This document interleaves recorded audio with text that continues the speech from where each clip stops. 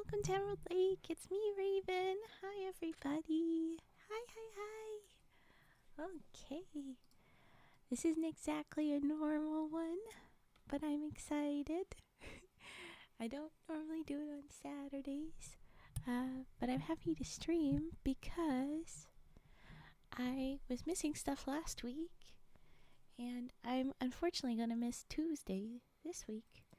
My plan, hopefully, don't quote me on it, is to do Sunday, Monday like normal, and then this one is my extra, and I'll have another extra one on Wednesday. Fingers crossed. But I has to do things, and they're gonna be fun things, so I'm excited to go do. And you're all lovely, but you can't keep me from the exciting thing, okay? Okay. um, but hello! I have a little warning on the screen tonight because we're going to be reading some new stories that I know that some of them could be difficult topics. They're very fun. I told a little bit to my mods about it. It's another one of these books that I weirdly have, but I'm excited about it. It's author W.P. Kinsella. And he seems like a pretty cool author dude. He's written a few different anthologies, little story collections. And the exciting thing comes first. My brain already forgotten what I had said. Yes, the exciting thing comes first. It's something I also has to do, but it is exciting, hopefully. But the author is W.P. Kinsella, and I'll be making sure to type it out for the VOD, so you'll see it on YouTube if you want to make sure you know. Ooh, I want to look into this. It's typical for this guy to write two different kinds of stories. Either it's about baseball, not what we're reading, or it's about these fictional stories about reservation life. So this is indigenous stories, just fiction. It's not folktale, but we were reading some of our indigenous folktales, and I was like, I could do W.P. Kinsella, that book that I got. And I have a first story that I want to get into, and when I was looking into it, it's the first story he wrote in the whole collection of this like world that he's built, and there's a lot of them. The first story, and then there was one in this version of the book that comes before it. I guess he wrote another one that kind of gives more of a maybe a precursor. So I think what we're gonna do is start with the one that he really wrote first, and then we'll go to the one that he wrote just before it, maybe. And then we'll read a bunch of them, because I have a couple of books physically, but I wanted to read the very first one, and I got that one from the library. And so I don't have it all that long. We're going to start with that, but we'll look into those. And I'm excited. They're cool. Yeah, but I did want to make sure that the trigger warning was up, because I know at least for this first one that I'm going to read, it has some themes that maybe you don't want to be there, but it's... Oh, I just realized something. What is going on? Does this look weird? It look weird. What has happened? Ooh. Ooh. Better. Okay. I was like, why am I seeing a little black border around this? Anyway. Distraction for ravens. But okay, here is the first thing that we'll be reading. It's called Dance Me Outside. Dance Me Outside. Oh, there. So I'm excited about it. Let me know what you think. I want to make sure I'm not only reading one kind of thing. Tomorrow, what we're going to do for the early stream is go back to SCPs. Everybody loves them. They're super popular. Yeah, exactly. Cash Me Outside. How about that? Except this one was made first. This one was like in the 70s he wrote this, I think. So it's kind of funny. But we're going to go with that. Yeah, we're going to start with Dance Me Outside. And it's scrolly scroll. I have it from the library, but it's on the interwebs. It's very fun. It's not that long. We've only got a few things.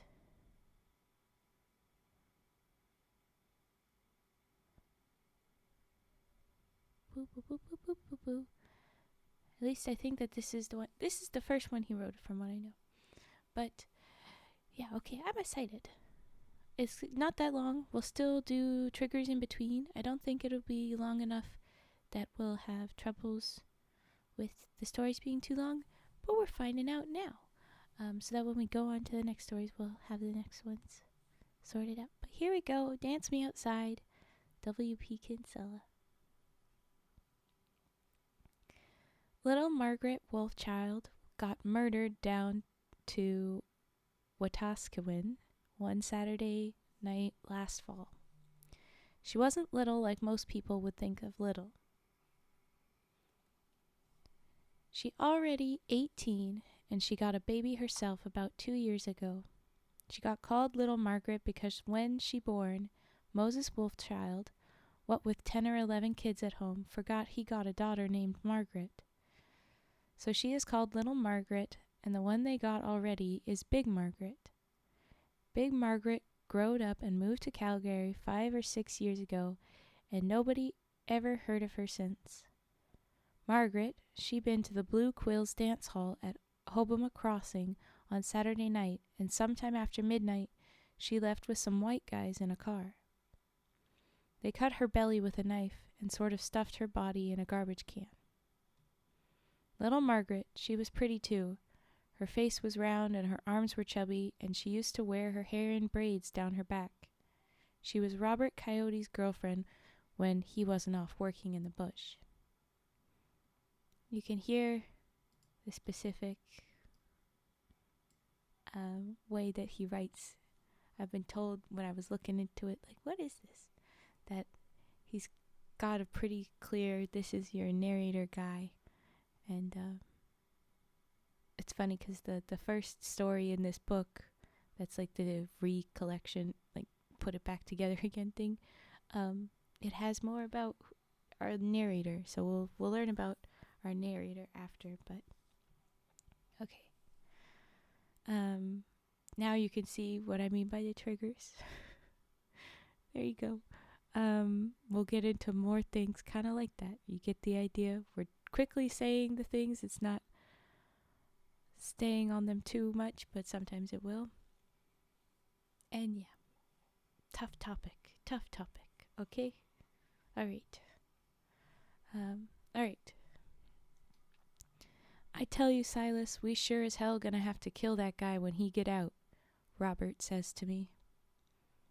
I don't disagree with Robert Coyote, 'cause he's bigger and older than me, and he also waving a very mean-looking hunting knife when he say this. Frank and Charlie Fence Post and Ethan First Rider, they is all there too, and they say we sure as hell gonna kill Clarence Gaskell when he get out of the jail down to Fort Saskatchewan. After the murder, it didn't take the RCMP guys long to catch Clarence. Lots of people saw little Margaret leaving his car. They arrested 2 other guys with him, but let them go because they said all they did was sit in the car while Clarence and little Margaret went in the back seat and messed around. Then little Margaret said something Clarence didn't like, and he got mad and killed her. Everybody know Clarence get mean when he drinks. He put the boots to Billy Big Charles one time, and he'd have killed him too if his friends hadn't stopped him. Billy still got a bad arm from that beating. I don't know much about law, even though I go to the technical school over to Wetaskiwin, and I like to read, especially about Indian history. They only charged Clarence with manslaughter. I guess it because little Margaret was Indian. If she been white, it would have been murder for sure. More for sure if it been an Indian guy killed a white girl. Clarence's dad, he owned the John Deere tractor store in Wetaskiwin, and he hires a lawyer all the way from Calgary. The lawyer's neck folds down over his collar. The jury is all men from Wetaskiwin, and there ain't no Indians on it. They got Clarence's hair cut and dress him up in a suit and tie, and they even bought him a couple of teeth to fill in the hole in his face where he had some teeth knocked out in a fight over to the Alice Hotel beer parlor. When the trial starts, Clarence, he looked like one of them religious kids that you see in the park. The ones come from the Lutheran college over to Camrose. We all went and sat in the back row of the courtroom, wearing our jeans and denim jackets, and our hair all blown around because we had to stand on the highway for a long time every day to hitch a ride into town. Ethan Firstrider, he got a car, but he can't take it off the reserve for it don't have no license, and neither does Ethan. That lawyer, he got Clarence to tell his story, and he helps him along whenever he gets stuck. It'd go on for an hour or so, and it sounded like Clarence a really nice guy, and little Margaret is a bad, drunk Indian girl. The lawyer's words sure sound funny come out of Clarence's mouth, because everybody who know him know that Clarence, he can't say 2 words together without cursing. I bet he don't even know what half the words he is saying mean. They are big lawyer's words that come out of Clarence, but what he say is that him and Margaret get to mess around in the car, but when their clothes is off, Margaret is laugh at him, and to him, that a good enough reason to take his knife and kill her. Did he say what I think he say, Robert asks. He say he killed little Margaret 'cause she made fun of his cock, says Frank. Go Margaret. Oof. It made fun of his cock, says Frank. I'm going to bring the shotgun tomorrow. Frank Fence Post, he'd been wanting all along to bring out a shotgun right into court and blast Clarence good, but Robert Coyote say no. If anybody kill Clarence, it's going to be him, but we wait and see what the court do first. The lawyer, he talked to the jury like they is little kids and he the school principal. He tell them it okay for Clarence to do what he done 'cause he know that any one of them would get mad too if somebody made fun of their manhood in italics. Clarence, he blow his nose, wipe his eyes with a big white cloth handkerchief and cry and carry on while he tell his story. He ended by saying he's sorry he done it and he wish everyone should forgive him for made a bad mistake. If what he say was true, I'd be the first one to agree with him, but we all know it ain't. What he said, that she deserved it because she made fun of him, is no, that's not enough. Sorry, I disagree. I believe they called him Silas at the start.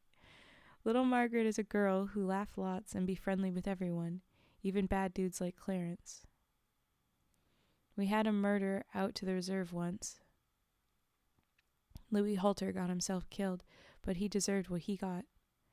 He was all drunk up and he said to Eddie Crow, "I fucked your wife." Yelled it right in Eddie's face. "I fucked your wife and she liked it so much she came back for a couple more times." I mean, somebody said that to me about my girlfriend, Sadie One Wound, and I had a rifle handy. I'd use it too.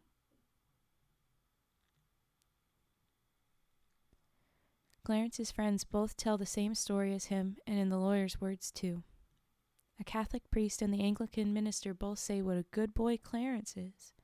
I don't think none of the Gaskell family ever been to a church, except for weddings and funerals.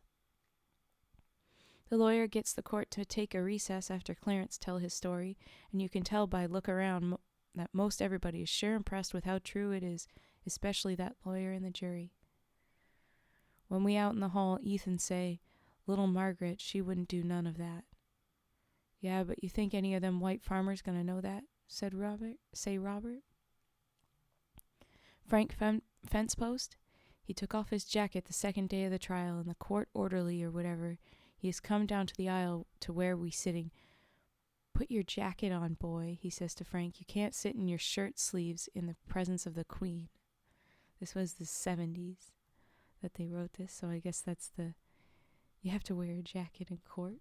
I've never heard that, but it was older. And I get Canada, so the Queen in court, as opposed to, whatever they would say. Anyway, I never knew she was here, partner, or I'd have worn my new shirt, says Frank. The Queen's not there. Said I didn't see her. Good sass, Frank. I figure the guy is going to throw us all out, but he'd just look at us like we too ugly to look at and clump back to the aisle. Clump back up the aisle, sorry. Since Clarence admit that he done it, the judge tell the jury they got to find him guilty. But when they do, they say they recommend mercy. 90 days and a $500 fine, says the judge. And Clarence, he smile and shake hands all around before they take him off to jail. I'm gonna kill you, you son of a bitch, Robert Coyote says, loud enough for everybody to hear. You can hear everyone drawing their breath real sharp, and for a second there is silence, until Frank Fencepost says, me too. The RCMP guys herd us all down the highway and tell us to get the fuck back to the reserve and stay there. Oh yeah, if you didn't know, RCMP, that means cops. Royal Canadian Mounted Police. Frank Fencepost, he ran the mile from Hoboken Crossing, across the slough and up the hill to where our cabins are. Clarence Gaskell got out today, he puffed. Robert Coyote wiped his hunting knife on his jeans. We still gonna kill him, right? He asked. Right, says Ethan, first writer, and everybody else, including me, finally. I feel kind of tingly all over and kind of sick at the same time. I never been in jail, but Robert Coyote has, and he say it ain't so bad, except you don't get no women. But he say it warm, the food is good, and you don't have to work. I think about how we get maybe 20 years, and I feel awful scared. I guess there never was any question that we were going to kill Clarence Gaskell after he got out of jail. We'd sit around our cabin and talk about it, and our girls would try to talk us out of it, or tell us at least to try not to get caught. We all gonna take our guns, says Robert. Silas, you go down to the dance at Blue Quills tonight. Just keep your eyes open and see who he come with and how they acting. About midnight, the rest of us, we come down with our guns. You meet us in the bush behind the hall. Then we figure out how we're going to get him outside by himself so we can kill him. We don't want to hurt nobody else except Clarence. I get to take his scalp, say Frank Fencepost. Frank Fencepost. Be careful, says Bertha Big Charles. Bertha is slim and pretty and would like to be Robert's girl, but he say he don't have no women until he kill Clarence Gaskell. Sadie One Wound look at me with scared eyes and say, I don't want you to go to jail, Silas. I guess our guy is Silas. Sadie is awful special to me. She not very pretty, I guess. She's skinny and got kind of sharp features, but Sadie liked to kiss me, and when she hold herself real close to me, it sure make me feel strong and brave. I don't say nothing, 'cause maybe I afraid what my voice sound like, but I try to look very solemn. Some of his friends told Clarence about how Robert Coyote is still saying he gonna kill him when he gets home. But Clarence say he not afraid of no fucking Indians, and he be at the Blue Quills for the dance, just like old times. Oh. At the dance, Clarence is smiling and is strut around like a turkey. He shakes hands on a lot of people, and his friends take him back and forth to their cars for drinks quite often. I watch the big Pepsi-Cola clock above the stage and wait for midnight. Sadie want me to dance with her, but I tell her, go away, and she does. Clarence is dancing, even with the Indian girls. They laugh with him a lot, and I sure don't like to see that. Along about 11:30, all hell break loose. Somebody come yelling into the hall that Clarence been killed and for somebody to call the RCMP. All the white people and even some of the Indians is all gathered around him back behind the parking lot. They say pretty ugly things, but they don't know who to be mad at for sure. What I can't figure out is why Robert and Ethan and the other guys don't wait for me like they supposed to. I finally walk down to the bush where they're supposed to be and find them just get there. What's going on? They all want to know. How come you killed him without waiting for me? I ask like I real disappointed, but inside I'm kind of glad they did. We just got here, says Robert. He has carried 2 rifles, and he shoved one of them into my hands. About then, the RCMP comes skidding into the parking lot with their red light turning. The Indians are down there in the bush, somebody says. They're the ones said they were going to kill Clarence. And before we know what's happening, they got their spotlight on us. And we all stand there shielding our eyes while they take away our guns and put handcuffs on us. When we in the back of the police car on the way to Wetaskiwin, the RCMP guys talk about how Clarence was stabbed, but first they say he was sexually mutilated. They say what a bunch of bastards we were to do something like that to a white man. Frank Fencepost, he say, does sexually mutilated mean he got his balls cut off? The RCMP guy reach around and just about knock Frank through the back seat. I guess it does, Frank whispered to my shoulder. I guess so. Well, his nose bleeds all down the front of his shirt. Wasn't he shot? I ask as polite as I know how. You should know, says the RCMP. They question all us guys for most of the night, sometimes alone and sometimes all of us together. There was a lot of blood, they say, and they got the jackknife that was used on him, and they want to know which one of us owns it. They stamped our fingerprints and took all of our clothes, even our boots. Took away all of our clothes and even our boots. They say they're going to send us our clothes to the crime laboratory in Regina, and they say, too, that if there is even so much as 1 drop of Clarence Gaskell's blood on these clothes or 1 fingerprint on the knife, they're going to charge us all with murder. And they say they don't give a shit how we get back to the reserve with nothing but shorts on. I sure hope Frank ain't got the same blood as Clarence, 'cause his nose splashed on all of us in the back of the car there. No, not the same. Frank ain't worried, though. He say Indians got eagle's blood, so they be able to tell the difference easy in a laboratory. Ooh. Nice line, Frank. Okay. If it hadn't been for the Seventh-day Adventist minister who gave us some blankets and a rise, we'd have all froze. We had to promise to come to his church next Sunday or he wouldn't have helped us. None of us went, although I thought about it. None of us guys ever got our clothes back from the RCMP, but I figure that a pretty cheap way not to get charged with murder. Yeah. When the tests come back from Regina, the RCMP is real disappointed that our clothes and boots don't have none of Clarence's blood on them. They question all of us guys again a few times, especially Robert Coyote. But about all they do is call us bad names and say what they're going to do to the guy who done it when they catch him. Nobody ever got charged, and they haven't been around for a long time now. At the dance that night, most everybody is dancing all the time but me. I just sit on the bench along the side of the hall, and must have been the only one who's seen that it was Bertha Big Charles who danced Clarence outside. She danced him outside. I even heard him say it. Bertha was pushing herself up close to him and whispering in his ears. And I hear him laugh and say, "Dance me outside, baby," as they go by me. When I look around the hall, I see that my Sadie One Wound and some of the other girls are not there too. When the minister finally brought us home that night, Sadie is waiting at our cabin. I make her burn her jeans and shoes, and she go and has Bertha Big Charles, Sandra Coyote, and maybe another couple of girls do the same. "Hold on to me, Silas," Sadie say to me that night, "and don't let me go for a long time." And her body is tremble, and it is a very long time before she finally go to sleep in my arms. The end. That was Dance Me Outside. And I know I'm tearing up, but I also already knew the story.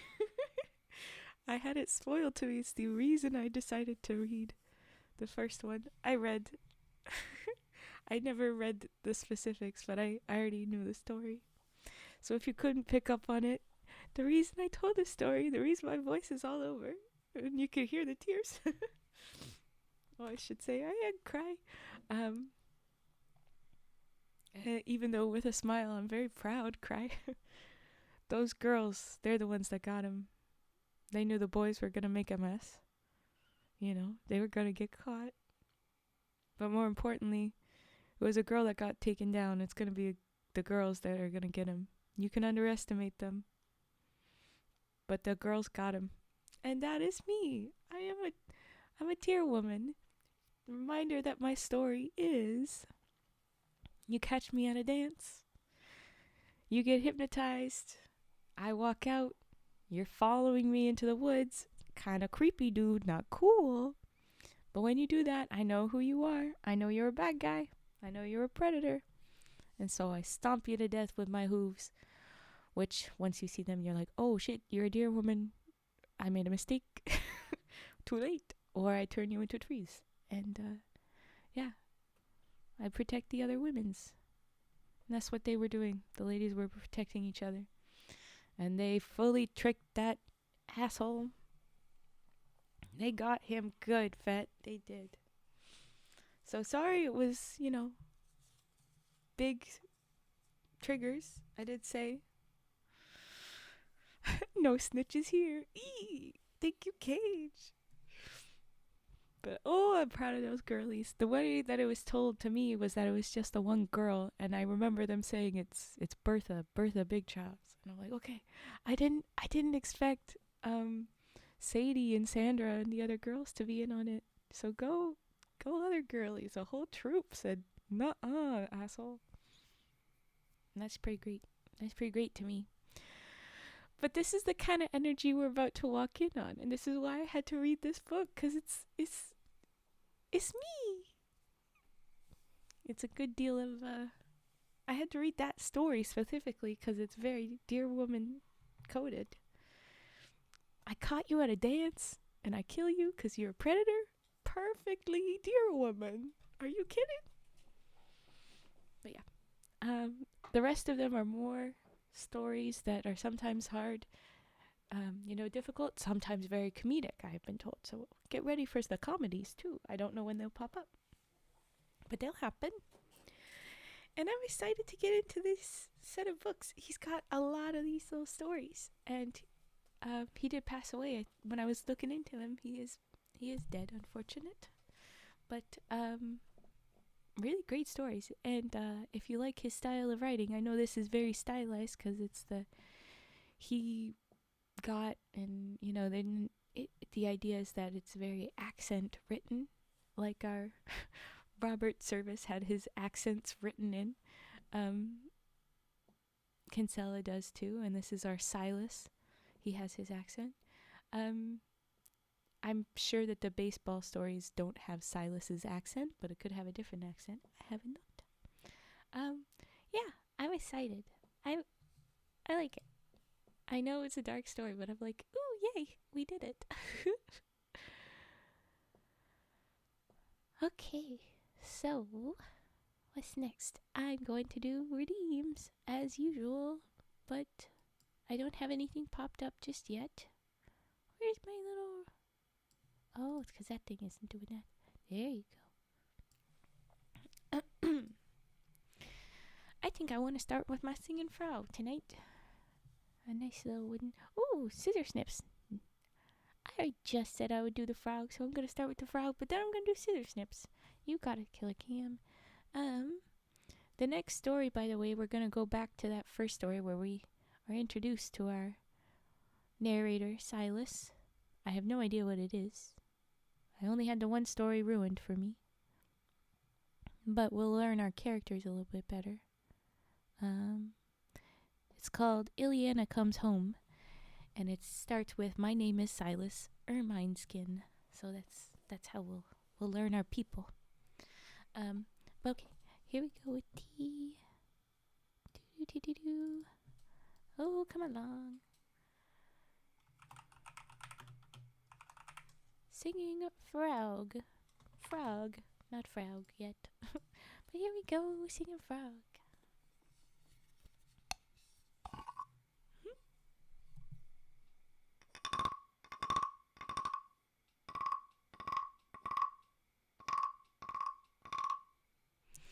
Hi, Turt. Hello. We're just getting to our sounds. We had a tough, but I find very fun because it's just my kind of funky, um, just my sort of horror story. Just had a tough story, but it's very fun. We're gonna be reading more stories, but we're on redeems right now, as you jumped straight into. Okay.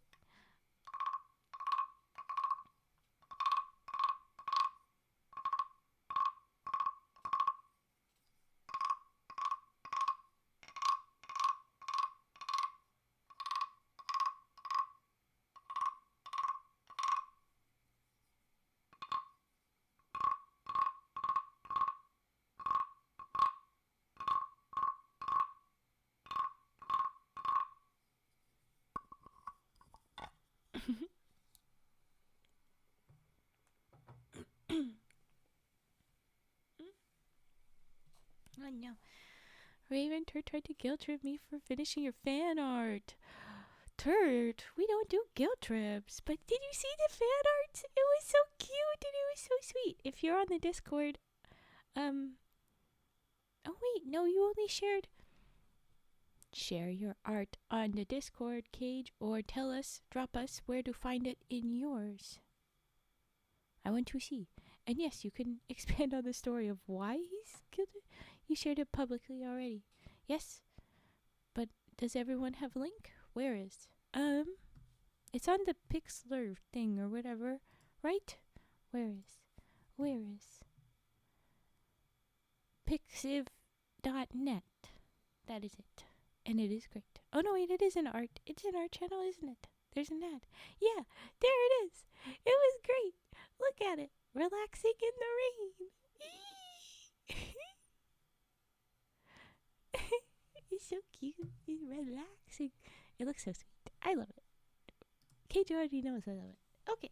It's on Twitter too? Oh, that's awesome. Okay. I do not have that. I was working on when you snitched on me for being live when I was. Oh,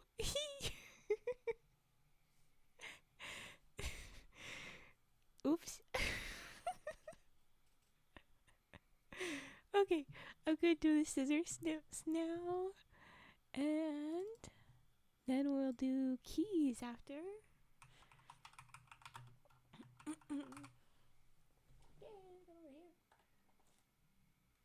Oh no, all of my things are over here, because last time I streamed was Origami Days. Get over here, all of you.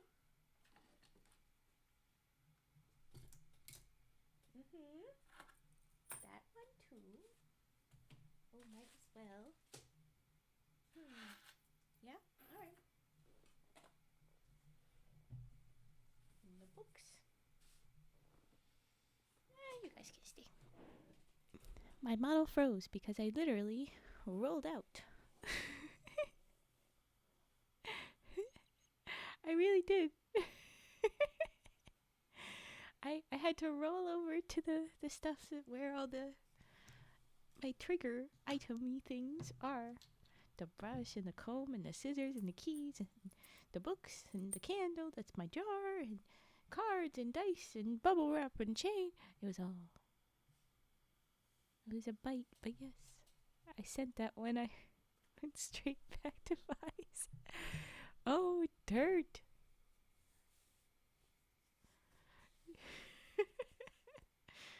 Cute. Okay, the scissors are finally here. Yes, here we go.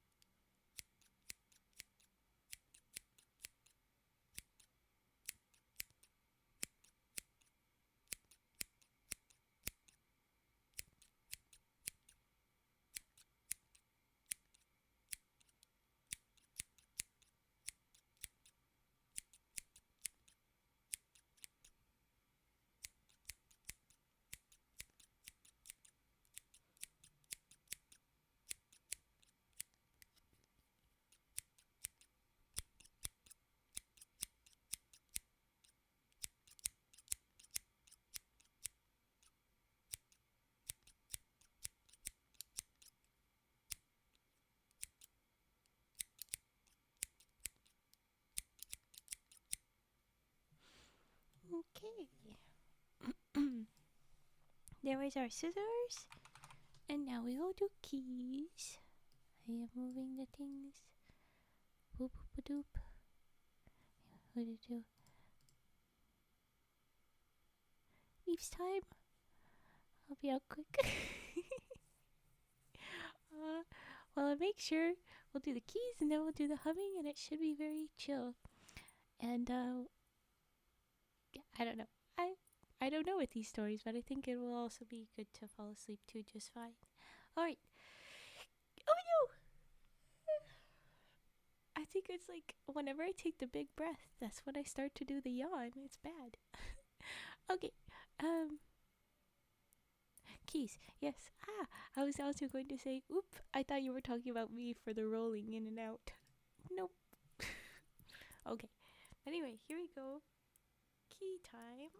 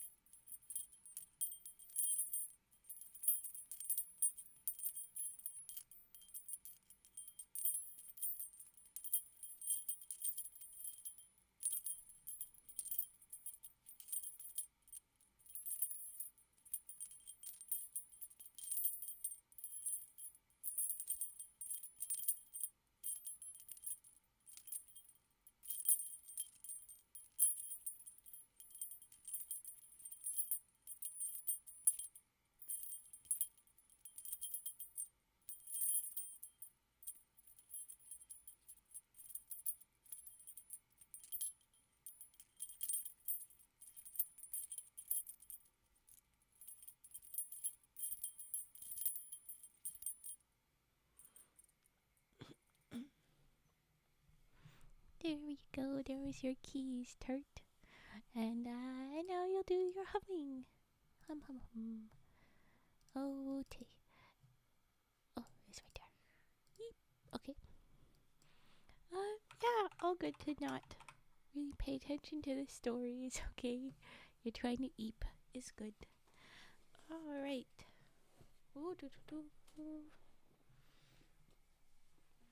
Hmm.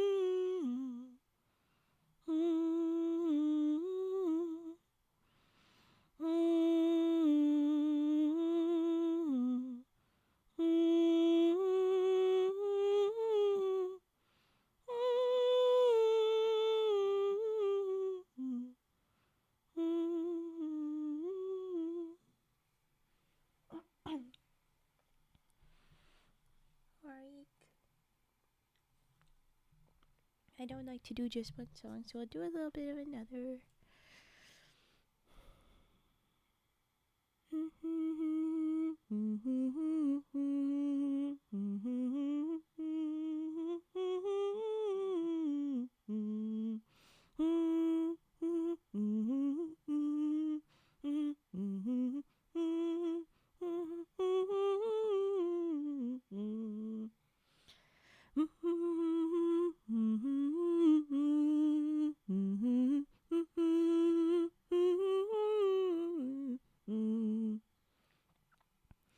Just a couple rounds of that one. Alright, now is the next story, but feel free to drop the redeems in whenever you have one. Okay. Swapping over. And then we go into the serious voice, because it's a lot of serious stories. I don't know if these next ones will be, but we'll see. Is it 2 L's or 1? 2 L's. Double N. Illanna comes home is what I'm writing. If I can do that. That's the next story with W.P. Kinsella. This is our introductory, so I almost read it first, like I said. But I did the first story was good. First story is the good. I know it. Oh no. Sorry. Yawns. Alright. Oh no, it's not card. It's reading. Hello, El Chiquitas. Welcome. This is not normal English. Good luck. This is not a stream to learn English off of because it's a little bit all over the place. But yeah. Alright. Here we go.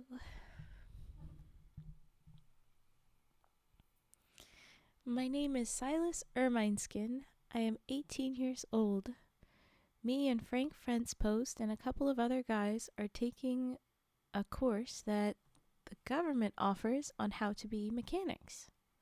I fix things pretty good, and our instructor, Mr. Nichols, say he can get me an apprentice job with a tractor company in Wetaskiwin when I finish. Sorry. One part of the course I don't like is that I got to write an essay. Sorry. Big yawn. Oh no. Oh, I do hydrate real quick. Okay. One part of the course I don't like is that I got to write an essay. I'm lucky I can write. Frank Fencepost can write most of his name, but he is faking everything else since the course started. Mr. Nichols says I got a funny sense of humor, so I should just write about the funniest thing that ever happened to me. Ooh. Then maybe this will be funny. I've been thinking about that, and I think the funniest thing that ever happened to me was when my sister Illanna came home to the reserve with her white man husband. Okay, here we go. Funny story time. Illanna, she's smart. She stayed at school until grade 8 and then went all the way to Calgary to work. She worked too. Sorry, I read that. She went all the way to Calgary to work. She worked too. Waited tables at the New Zenith Cafe, and she don't drink and do bad things like Susie Calfrobe and some of the other girls who go to the city. Illanna, she pretty, and she proud she pretty. She say to me in one of her letters she not going to do nothing to spoil herself, like drink and fight. Ethan first writer, he sure is mad when she up and goes away, because he been her boyfriend ever since she was 12, and he figured they would get married.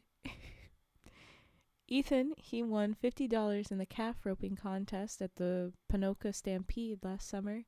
When he do, he buy a record of Buffy St. Marie, even though he ain't got no record player, because he says she look like Illanna.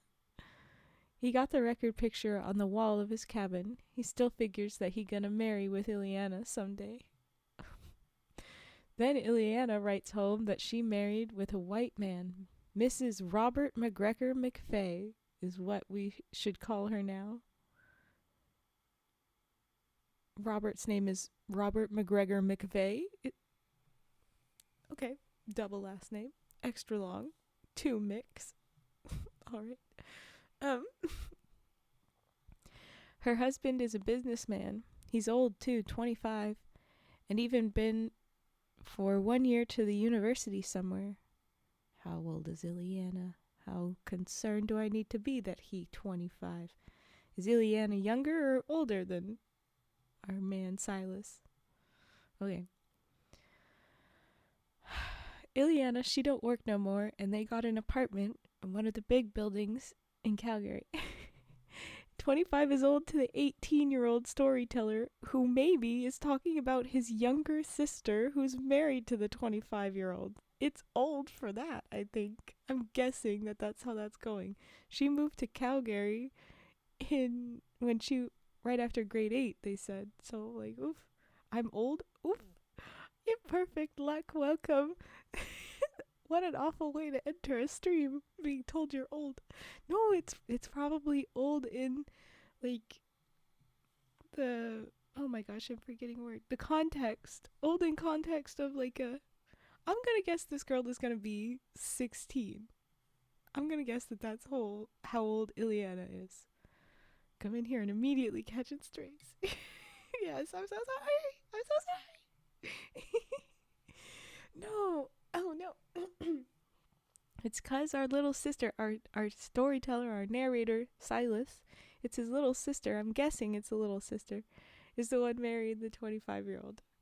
Okay. She don't work no more, and they got an apartment in one of the big buildings in Calgary. There we go. Ma, she has bad feelings that our Illanna married with a white man, but she not half as mad as Ethan First Rider when I tell him, oh yeah, he's the one that really thinks he's gonna marry Illanna. Oh no. Ethan, he polishes the big blade of his hunting knife on his jeans and talks about taking scalps. Oh, this guy again. Oh no, wait, it was Robert that said scalp last time. Oh gosh. Frank Fence Post, he laugh and say, we don't do that no more. Yeah, we moved on past that as a people. Stop. It's time we started again, says Ethan. Oh. Then he throws the knife right through the 1x4 side of the kindling box. Ethan, he's already 20 and all of us guys look up to him. He rides in the rodeos and knows all about girls and cars. He's also older than Illanna, probably then. So, okay. Anyway. Not as bad, I guess. He rides in the rodeos and knows all about girls and cars. 2 years ago, he was outrider on the chuck wagon races at the Calgary Stampede. He spent $25 on his wages on a white girl down at the Queen's Hotel, and she taught him all kinds of things that he wasn't too sure about. What a way to say that. But also, the best part is that he spent $25 of his wages on a white girl. That doesn't mean that he bought her drinks exactly. How did he spend that money on her exactly? Okay. When he got back, he told us guys about it for 2 hours and how he was going to do all these things to and with Illanna. Oh no. Apparently not, mister. She moved on. And he weren't lying to us. You don't know, but me and Frank and Charlie Fencepost was hanging off the roof of the cabin looking in the window. You watched your sister? Dude, no. Ick. Ugh. Ethan sure figured that he was going to marry Illanna, but it wasn't long until she went away to Calgary.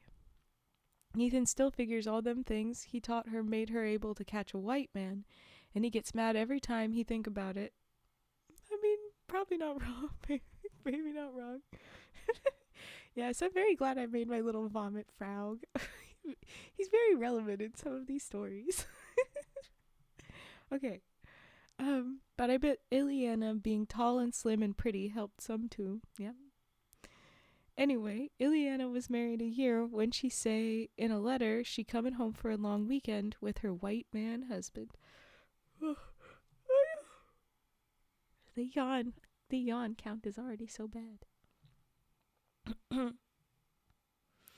They pull into the yard in a new car, one with chrome wheels and white and blue racing stripes. A car so big and new that it looks like it belonged to a finance man. I know that this is the 70s, so I shouldn't be judging it, but this sounds like not that cool. I have another idea for a frog for situations like those. Oh, tell me more, Fetster. Oh, yes. Oh, no. That sounds great. I should do the little shades. Okay. The car stops and the kids come creeping out from behind the cabins like the deer do sometimes when they think there is no one around. The kids walk with their necks out like they haven't got any toes.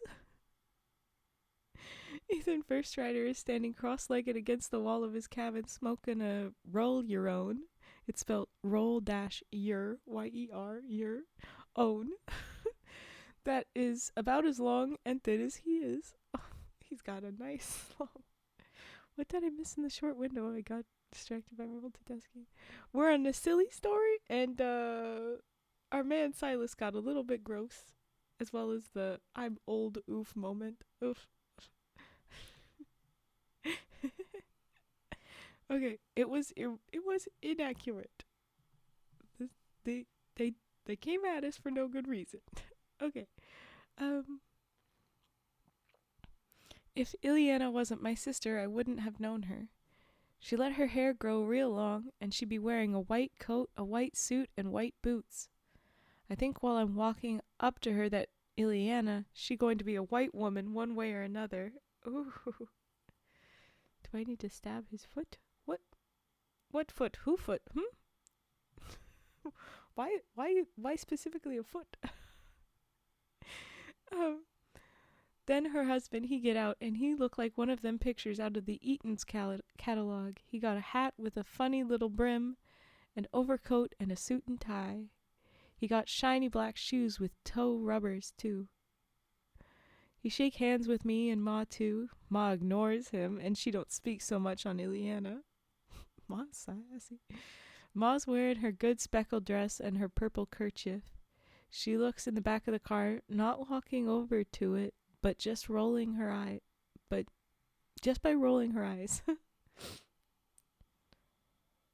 Silas, why stab a foot specifically? It sends a very clear message, but isn't lethal. All right, Cage. Yeah, funny little brim. I don't know which kind of hat that they're making fun of the brim on, but somebody's hat is funny, I guess. Stab to toes, that's where the nerve endings meet. I'm not violent, I promise. Yeah, you're clearly not affected by the honk. All of you. I just played one on TV. Perfect. Oh no, okay, hold on just a minute. I'm gonna do a big cough.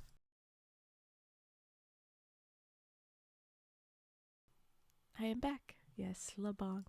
Ugh. Don't say his name too many times. He'll arrive. Okay. You got the weird one, and Ma's not going over to look at the car. She's just rolling her eyes. Then she looks hard on Illanna's tummy and say, "Where are your babies?" Ooh. Ma, Illanna say, giving her a real harsh look. Well, where are your babies? We haven't got any babies. How come? You've been married most a year. When I've been married a year, I had you and Joseph already. Oh. So I guess... And Silas in my stomach. Oh, no, wait. So there's another sibling. Why did I think our guy was Joseph? So... Silas is the youngest. We have confirmation that our girl Illanna is older than 18, but probably not much. So she's a 19-year-old married to a 25-year-old. A little bit. I don't like it, but not too bad. No, pretty bad. Never mind. I stand by. It was bad. DiCaprio would be so proud. Ew. Yes.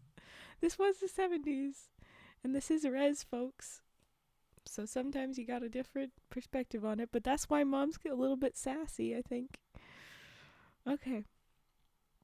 I had Joseph. And Ma had her kids within a year.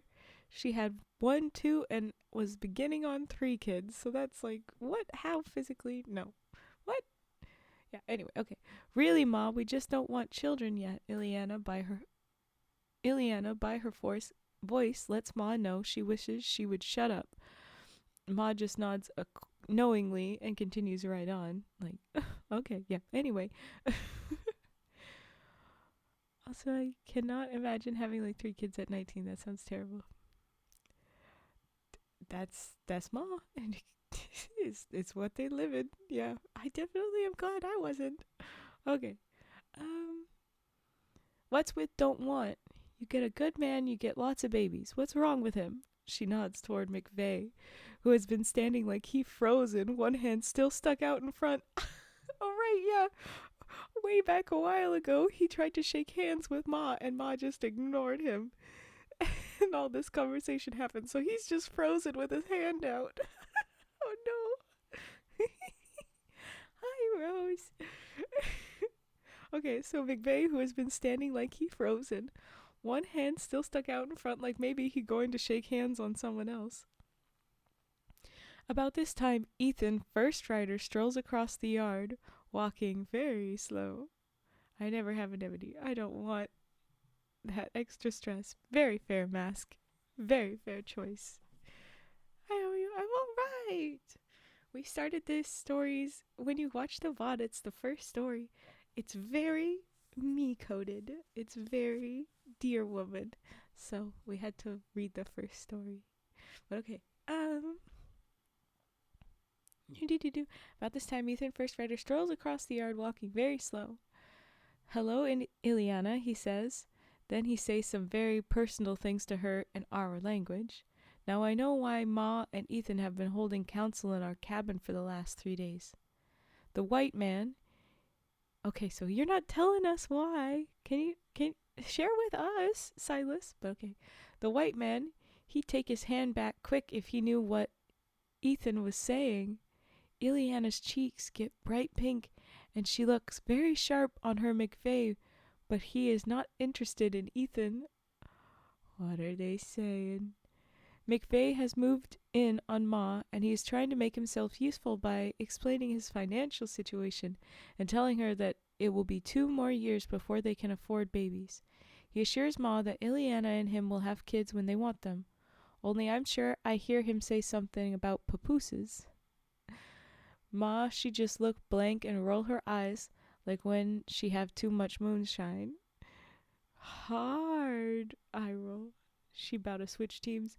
I think they're trying to force her to swap. Illanna, she got one hand on McVeigh's sleeve, kind of pulling him back, but she listening too, only to Ethan, first rider, who say things that make everyone blush. Oh my gosh, what is he saying right now? Except McVeigh, who don't know anyone but him is talking. McVeigh's not having any care in the world about anybody else. That's not great. We don't like that husband anyway, but like, oh my gosh. I imagine he's saying what they did. I imagine he is. When McVeigh stops for breath, Ma, she just goes on from where she left off before. Louis Coyote, he blind, she say. He lost his leg when the tractor run over him, but he still make babies.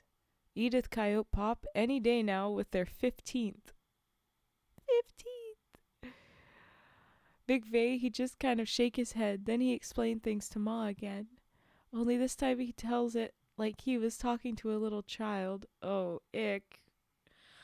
This man. She hears you. She's choosing not to understand you, you dumbass. When he is finished, Ma speaks in our language to Illanna. Ooh, McVeigh finally picks up on shit. Oh, sorry. Welcome in, Prime 12358. Thank you for the follow. Hi, welcome. And anyway,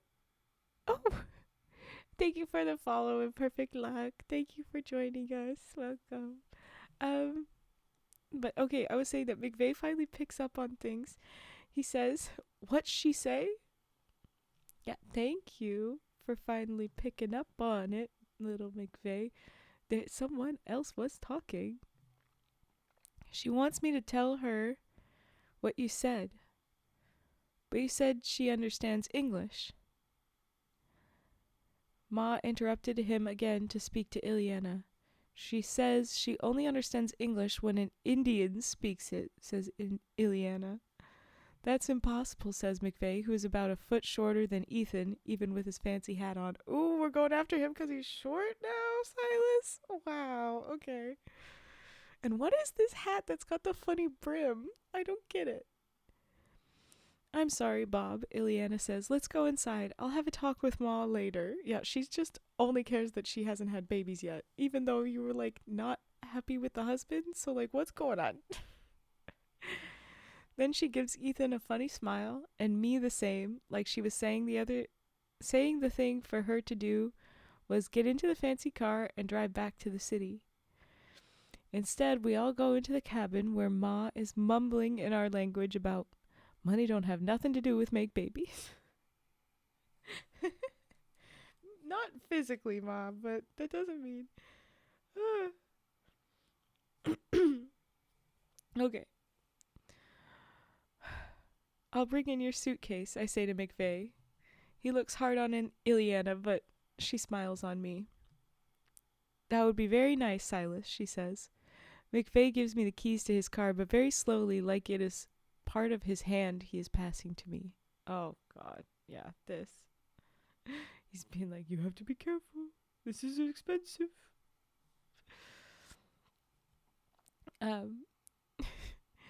You be careful you don't scratch nothing, Cy, he says to me. Cy. I had never been called Cy in my whole life. There must be 15 kids gathered around the car with their faces pressed against the windows. They are just looking at the white upholstery and touching the shiny paint. Frank Fencepost is there running the aerial up and down. I get the suitcase out of the back seat, and one of the younger kids lug it into the cabin. My girlfriend, Sadie One Wound, has arrived. Boy, that's some big car, she says. Will you buy us one like this when you get a job? First paycheck, I promise. Immediately. Can I sit in it, Silas? Well, I don't know. But Frank already has the door open and about a dozen kids are climbing in the back. I get behind the wheel just to keep Frank from sitting there, and Sadie crawls over me and squeezes in next to Frank. Margaret, standing at the door, has just crawled through the passenger window and is sitting on Frank's lap. I love her name, Margaret, standing at the door. Okay. Start it up, yells Sadie, and the kids in the back cheer. I figure it won't do no harm to start the motor, so I give the key a turn, and boy, do it ever start fast. Up to this time, I ain't drove much. I used to sit in the One Wound's, Studebaker with no wheels and shift gears until the finance men came and towed it away. About 10 seconds after I start the car, my brother-in-law charges out of the cabin, and he's coming for me with a not nice look on his face. Get going, yells Frank. Oh no. He's so about to crash this car. Oh no. And Silas isn't choosing it. I think our Silas is a mostly good guy. Everybody else is like, come on, check it out.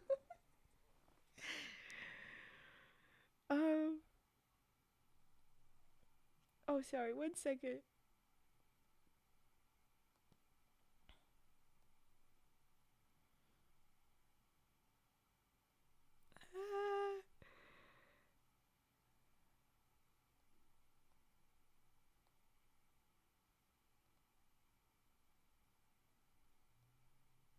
Okay.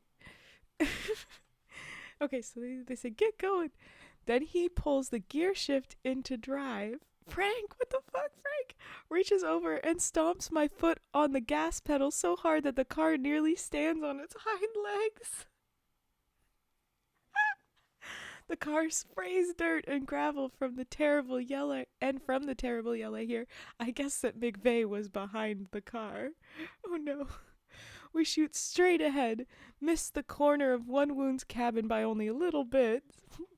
Oh no. Go Speed Racer, go. Sorry, distracted. So they just missed somebody else's cabin, his girlfriend's house's cabin. His girlfriend's house. And they missed that and lose Charlie Fence Post, who was too late to get in the car but was sitting on the hood. Oh. They also just did this with Charlie Fence Post, I guess Frank's brother or cousin, sitting on the hood. Stopping someone else's foot on the gas sure is something. Oh, it is. How does it get worse? I don't know, but we gonna. Okay. So Charlie was on the hood and he falls off. They missed the cabin just by a little bit. That's his girlfriend's cabin. Don't hit that. Okay. Steer, yells Sadie. Yeah, her house. Fair. Yells Sadie above everyone else. But I just watch what is happening. You should probably steer, sir. Which is when we drive over part of an old land disc. A tire goes bang, and we swing to the left and straight into the slough behind Wolfchild's cabin. Vroom, vroom. It says V-room. Vroom, vroom. The car goes and shoots mud and water back a long way, which is far enough to spray McVeigh and Charlie Fence Post, who are coming after us. Oh no. The kids in the back are all cheering. Of course they are. Sadie, one wound, hugs my arm, and the car still goes baroom, baroom. Oh no, because it's hit the water. I haven't checked. Is it a hill? Is it a little bit of water? But it sounds like water. We'll Google right here. What does it mean? I'm getting stuck on the fact that it's V-room. That's why I say room. It's a swamp. It's a swamp. It's a swamp. Okay. So they landed in the swamp. Oh no. McVeigh runs into the water, opens the door, and pulls out the keys. He uses cuss words on me that I never heard before. So I guess there are still things that we can learn from the white man. I'm sorry. There's one good thing to learn from the white man. A few more cuss words. I love it. Okay, me and Frank are busy saying how we'll get Louis Coyote's pickup and pull the car right out. Oh no. McVeigh is busy clearing the kids out of the back of the car and telling me to shut the hell up, and he'll call the AMA, whatever that is. I hope it ain't nothing to do with the RCMP. It turns out the AMA is the tow truck up at Wetaskiwin, which is about 11 miles away. No. McVeigh, he say he don't need no help from us, but after he walks all the way to Hoboma Crossing to use the phone at the service station with us, and the little kids walking a respectable distance behind him, it seems that the tow truck won't come out to the reserve for nobody, no matter how white he is. So we all go and get Louis Coyote's pickup, and with McVeigh directing, pull the car out and change the tire. Illanna is really mad with us because mainly of McVeigh's suit, which he say cost $200. Oh, and the fact, she says, that he catches cold so easily. Aw, she cares. We all try to talk soft on him after that. I take him for a walk around the reserve. Along the way, we pick up the fence post boys and a few others. I show him my collection of car parts. Frank, he talks lots about how we strip down cars when we know the finance men coming to take them away, and how we changed plates and painted Louis Coyote's pickup so that even the finance men don't know it no more. Hey! It been most a year since anyone been looking for that truck, says Frank, and tells about how when we hear the finance man is coming, we quick tear up the culvert by the slough, so they got to walk instead of drive around the reserve. Yee, running a chop shop over there. Yeah. They took their mechanic class, remember? I am employed by a finance company, says my brother-in-law. Hey, partner, I've been lying to you, says Frank, thinking real fast. Oh no, what does that mean? Oh yeah, he's just lying. I missed the point. They're saying that when the finance men come, that's what they do. And then he's like, I'm a finance man. They're like, oh, we were joking. Okay, well, okay, hold on. Hey, he had to brace himself for that one. I'm sorry, but no. Okay. All right. McVeigh gives us a talk like they do down to the technical school, and he used the same voice he used on Ma a while ago. So, like, talking like we're dummies. Asshole. He tells us how it's not nice to strip down cars and trucks and how other people have to pay for it when we do things like that. No. And how if we'd only pay our bills, there wouldn't be no trouble. Yeah, if only we could, have the money reliably and not have to deal with the ways in which the institutions around us make it difficult to get that money.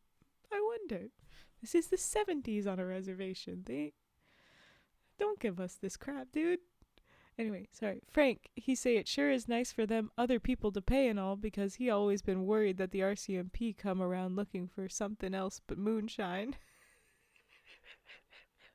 Brother Bob, he just shake his head and kick little rocks with his toe rubbers. I like that he's now Brother Bob. It's just... Anyway.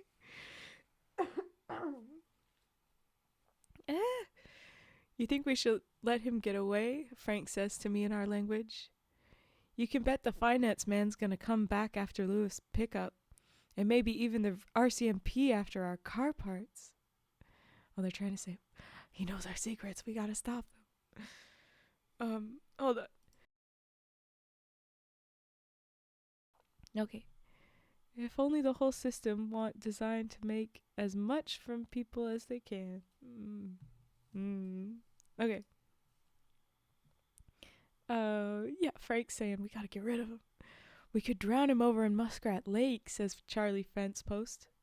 Illanna, she won't miss him after a couple of days. And I bet nobody else would. He's paying for her life. Like, I think she's gonna notice. They said she doesn't work anymore. Okay. Or we could just sort of lose him. Sorry. Lose him. Leave him out in the dark for Ethan First Rider to find. Oh no, says Frank. I have a better idea, I say. We don't do nothing to him. Ma and Mad Etta and Ethan, they got something planned. Better we shouldn't do nothing to upset it. Oh, tell me about what happened. I want to know what they said. Why did you keep it from us, Silas? All right. The suspense. What are you guys talking about, says McVeigh. Shut up, white man. Okay. We sure do like your little rubber shoes, partner, Frank tells him. Nice rubber shoes. Your wellies are cute, bud.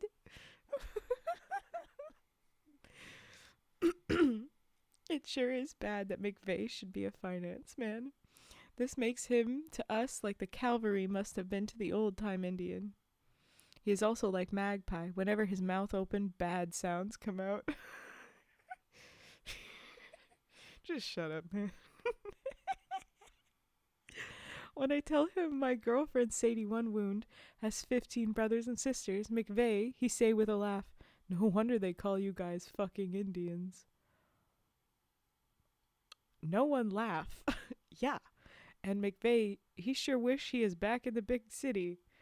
Yeah, he should not say that over here. Not when you a new guy, that is also a problem. No. Ma been holding counsel with Mad Etta over to her cabin. Mad Etta is sort of our medicine man. She is so big she got a tree trunk chair over at her cabin because ordinary chairs crack up when she sits on them. Yo mama is so fat. Mad Etta is so fat. That's what this sounds like. Oh my gosh. I've seen them bulldog smaller steers at the rodeo. She's bigger than some cattle. Oh no. Oh my god. Everyone know that over at the Alice Hotel in Wetaskiwin, they got 2 chairs wired together and braced with 2x4s, so Mad Etta can drink beer and not bust up the furniture. Y'all mean? Oh my god. Let's not fat shame, but it is like I can tell they're all just having their yo mama and these little jokes at each other, so it's just fun. Okay.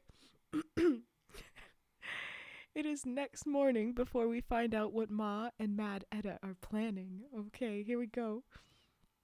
The night before, we give Illanna and her husband the other bed in the cabin so me and the kids sleep on the floor.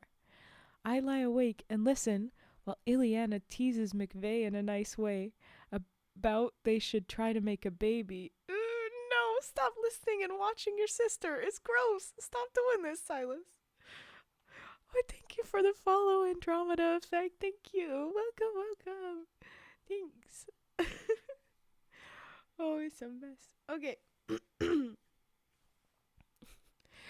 Good God, no, says McVeigh. Why, there must be 10 other people all around us. Illanna laugh her pretty laugh and say they won't hear nothing that they haven't heard before. Oh, God. And I bet she thinking of the fun she used to have with Ethan First Rider back when she lived here, and that used to be her bed. Oh! Wait, she knew what? That everybody's listening? Oh no, they're just saying that like it's a small enough cabin that people can probably hear. She didn't know they were watching. They're joking that there's so many people close by, they're gonna hear us, and yeah, she didn't know. Raven. Thank you. um, she didn't know that they were watching when they watched. They know that they're in a cabin. They can hear each other in the different rooms. She knows that. She doesn't care because it's like, yeah, but this is how you live. And McVeigh is like, what the fuck? I'm not comfy. Both fair. Okay. Oh no. I can tell by the way the cabin creaks that Frank Fence Post is on the roof. How does he even know his friend's footsteps on the roof? You know? I understand being able to know who is coming down the stairs or whatever, like, from their footsteps, but you know which dude is on the roof? Anyway, he's on the roof, hanging over the edge and looking in on Illanna and her white man. He may as well go to sleep like I do. Because the white man is not going to do anything, and Frank needs to give up trying to peep. Creepy peep. Okay. Gross little boys, jeez. At breakfast, Ma talks away in our language. You got to get him in italics, out for the evening. Me and Mad Etta and somebody else, we got a nice surprise for Illanna. She's saying in their language. Oh, hi, LaHonk. We referenced you earlier with La Banque. I've got a frog in my throat, and my voice is gonna be wheezy and deeper, but I can't get it out. Thank you for hydrate, though. You try. Okay, so Ma's talking in their language. She's gonna get this sorted. By her tone of voice, nobody would know she wasn't talking about the porridge she is stirring up. The him, again in italics, she talks about is of course McVeigh, but she for her refer to him in our language as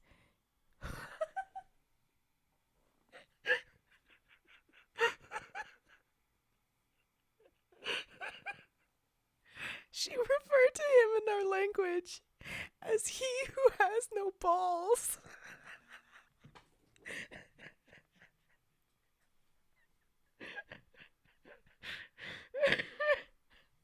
I need a minute.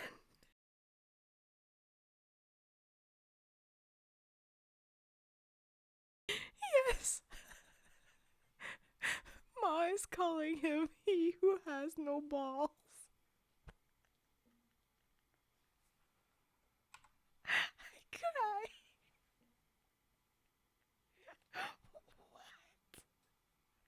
What?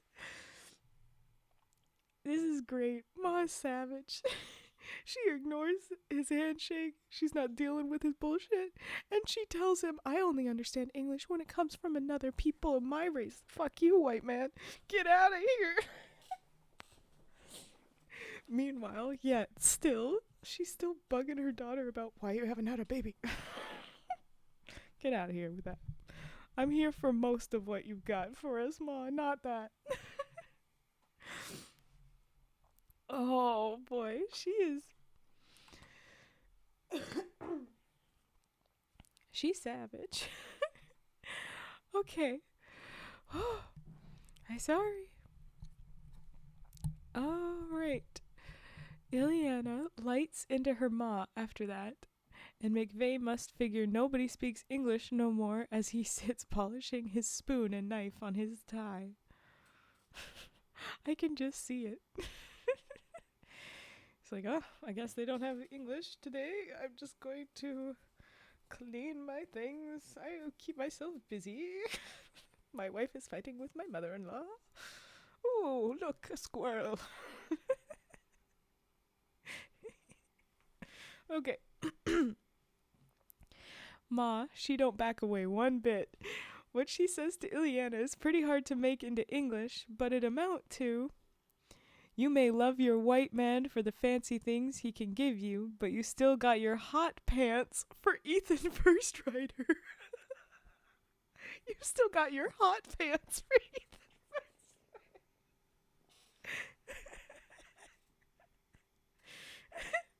Rider. Ooh. Who's got hot pants? All right. You go for it, Ma. You tell her. But I will say, Ma, I think you're a little bit biased because you did get told that probably by Ethan First Rider, but okay. Anyway, Illanna, she laugh and throw up her hands. Then she say to McVeigh in English, so I guess Illanna's like, yeah, right, but doth the lady protest too much or not? I don't know. Okay, so she says to McVeigh in English, you wear your warm coat today. You know how easy you take cold. Aw. Sounds like someone is a liar with those hot pants. Liar, liar, pants on fire. Yeah, hot pants. I'm reading this as, like, booty shorts. That's your hot pants. Oh, but okay, I love it. Okay. But Illanna says, take care of yourself, honey. Stay warm. After breakfast, I say to McVeigh, Brother Bob, we is really sorry about what we do to the car and for all the trouble we cause. We want you should enjoy your visit here. So tonight, me and Frank and some of the boys, we make party for you. Show you good time. Oh, no. Show you good time. Oh, no. We're going to make you an honorary Indian, just like when the premier come down here to get us to vote for him. Oh, that's great. That's great. Oh, Lord. Oh, no, I need to cough. All the laughing is upsetting all the frogs in my throat, so I keep getting caught. Okay. You had better believe that I had to do some small talking to get the boys to agree to that. I say, look, we make him a blood brother. We won't go sending the other finance men snooping around here, and he don't send the RCMP after our car parts. It's a lot better than killing him. Besides, I think he would like to be nice to us, but we don't know how. But he don't know how. That's a very empathetic way to go about that. I like your problem-solving skills, Silas. Bring him into the fold. He won't want to betray us. There you go. Okay. We should drown him in Muskrat Lake, says Frank. That's supposed. Drop it, Frank, and stop peeping on my sister. Jesus, Frank. Okay. Okay, so that's how he convinced everybody else to go with the that bit. But now we're back to when he says, "We're gonna look after you. We're gonna make you an honorary Indian." McVeigh look at me up and down like maybe I want to borrow money from him. That's a very specific look. Then he say he guesses it would be okay. We have the party. We say fine and start to make plans that we take him to the ceremonial clearing, which is way back in the hills a half mile, and which we just decide is going to be ceremonial clearing. He had me in the first half. They just decided that that's where that had to be. They have to keep him away from the house. So, like, he's like... Anyway, sorry. Silly little asshole. Okay. We send Frank Fencepost down to the chief's cabin to borrow the ceremonial war bonnet, the same one we tie on the premier and some French hockey player who claimed he was a quarter Assiniboine.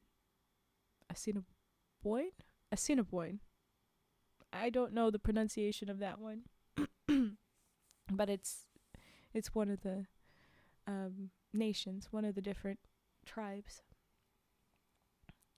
But word travels fast on the reserve, and the chief, he say, among other things, no white finance man ever going to wear the tribal war bonnet. So, instead of war bonnet, Frank he come back with a 5-gallon cream can full of dandelion wine that he borrow without asking.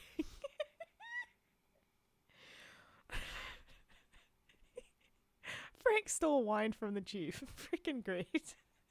Frank would. Oh gosh. Okay. Most of the day, McVeigh, he stayed pretty close to Illanna and to his fancy car. About supper time, me and the boys go over to Mad Etta's. She been 3 days boiling up some strong medicine for Ethan Firstrider. Mad Etta, she make the medicine out of tiger lilies, paintbrush, pig bristles, and many things that only she know about. Those are all plant. It smells so strong that it hurt my nose from outside the cabin. We have to make fun on Ethan so that he brave to go in. The medicine be boiling on the back of the stove in an open pan, and it looked like an oil change down at the Texaco garage. Ethan is now not nearly so brave or so tall as he has been. How I going to drink pig bristles, he wants to know. You drink, say Mad Etta, or Etta sit on you and make you drink. And we know how big she is, so that wouldn't be comfy. We all make some more fun on Ethan, so he has to drink or look like he afraid. So he drink. Exactly.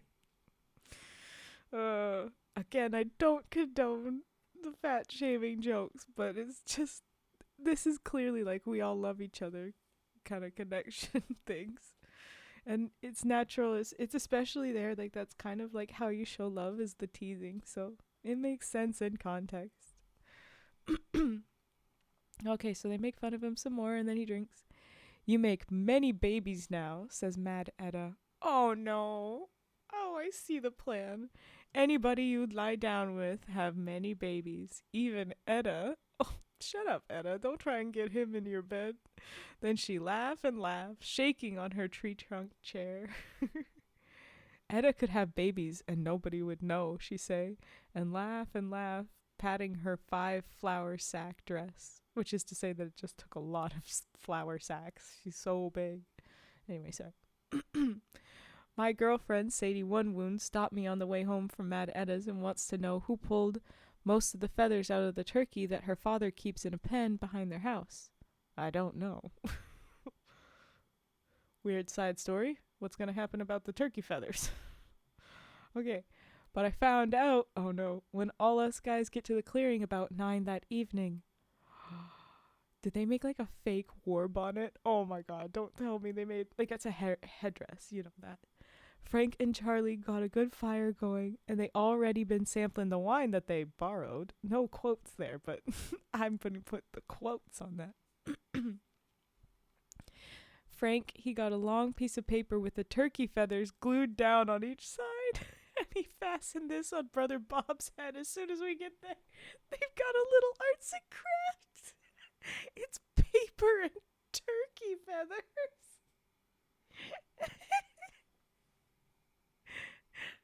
We is sorry we can't get the tribal war bonnet from the chief, he say, but we make ourselves. It's very nice, Brother Bob say, but he look around. Funny, like maybe he wish he have some other finance men there to keep him company. Maybe more like he was making sure there aren't any finance men to see him looking silly. But okay. Frank gets a big water dipper full of wine and gives it to McVeigh.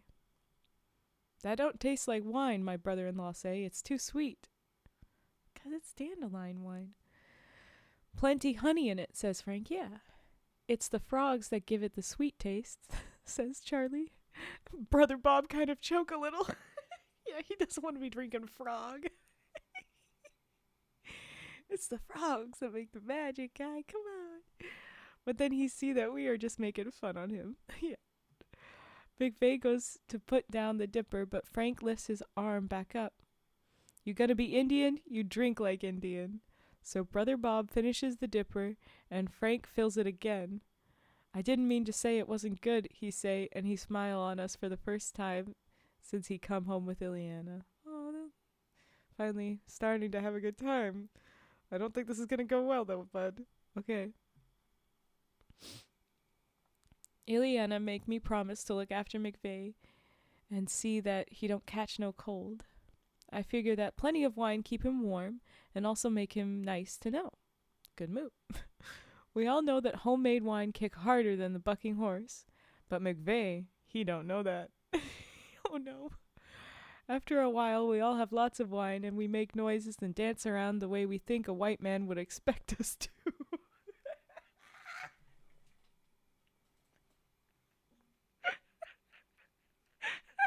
They're doing a fake dance for him. Oh no. Then we put our hands on his hands and name him Robert Fire Chief, our blood brother. Jesus. Fire Chief is a name that Frank got from down at the Hobomont, Texaco garage. Oh, jeez. They're just fucking around with him and I love it. Why are you glowing, Mask? Did you have too much dandelion wine? Oh no. Okay, like I promised Illanna, I try to look after our new Indian, but after the wine starts him to glow, he runs around making what he thinks are war whoops, oh no, and singing 1 little, 2 little, 3 little Indians, and stomping around in a circle like a movie Indian. Oh Lord. McVeigh thinks that the name Fire Chief makes him a chief. No. So he lead us whooping around the clearing and then down the trail a ways. He is yelling something about Tonto and silver bullets. What he don't know is that we come into a pretty deep creek. I remember what I promised Illanna and am just about to tell him, watch out, when a little by himself and with a little help from Frank fence post, oh, of course, he falls head first into the water. He come up looking like a calf in a mud hole. He is one wet Indian. We herd him back to Wolfchild's cabin, which is the closest one to where we are. He is sneezing already, and boy do I know Illanna is going to be mad on me. Oh no. Oh no. Exactly, Mask. We set McVeigh on the floor in front of the stove, which Frank and me is filling with cut pine. Then we dig up an old pair of Eddie Wolfchild's jeans and a shirt that belonged to his sister. "That's mighty white of you guys," says my brother-in-law. I'm so glad that saying died out. That's mighty white of you. God.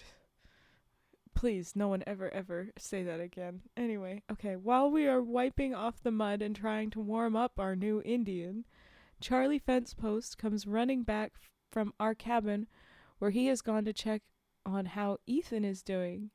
He pulled me off to one side.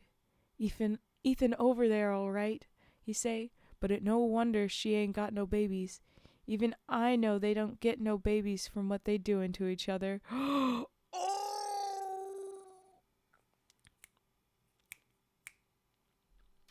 Gee, that's a pretty white thing of you to say. Yeah, that's the right response, Cage. That is what they needed to say. But here we are. They aren't making babies. Oh no. Oh jeez. Oh jeez.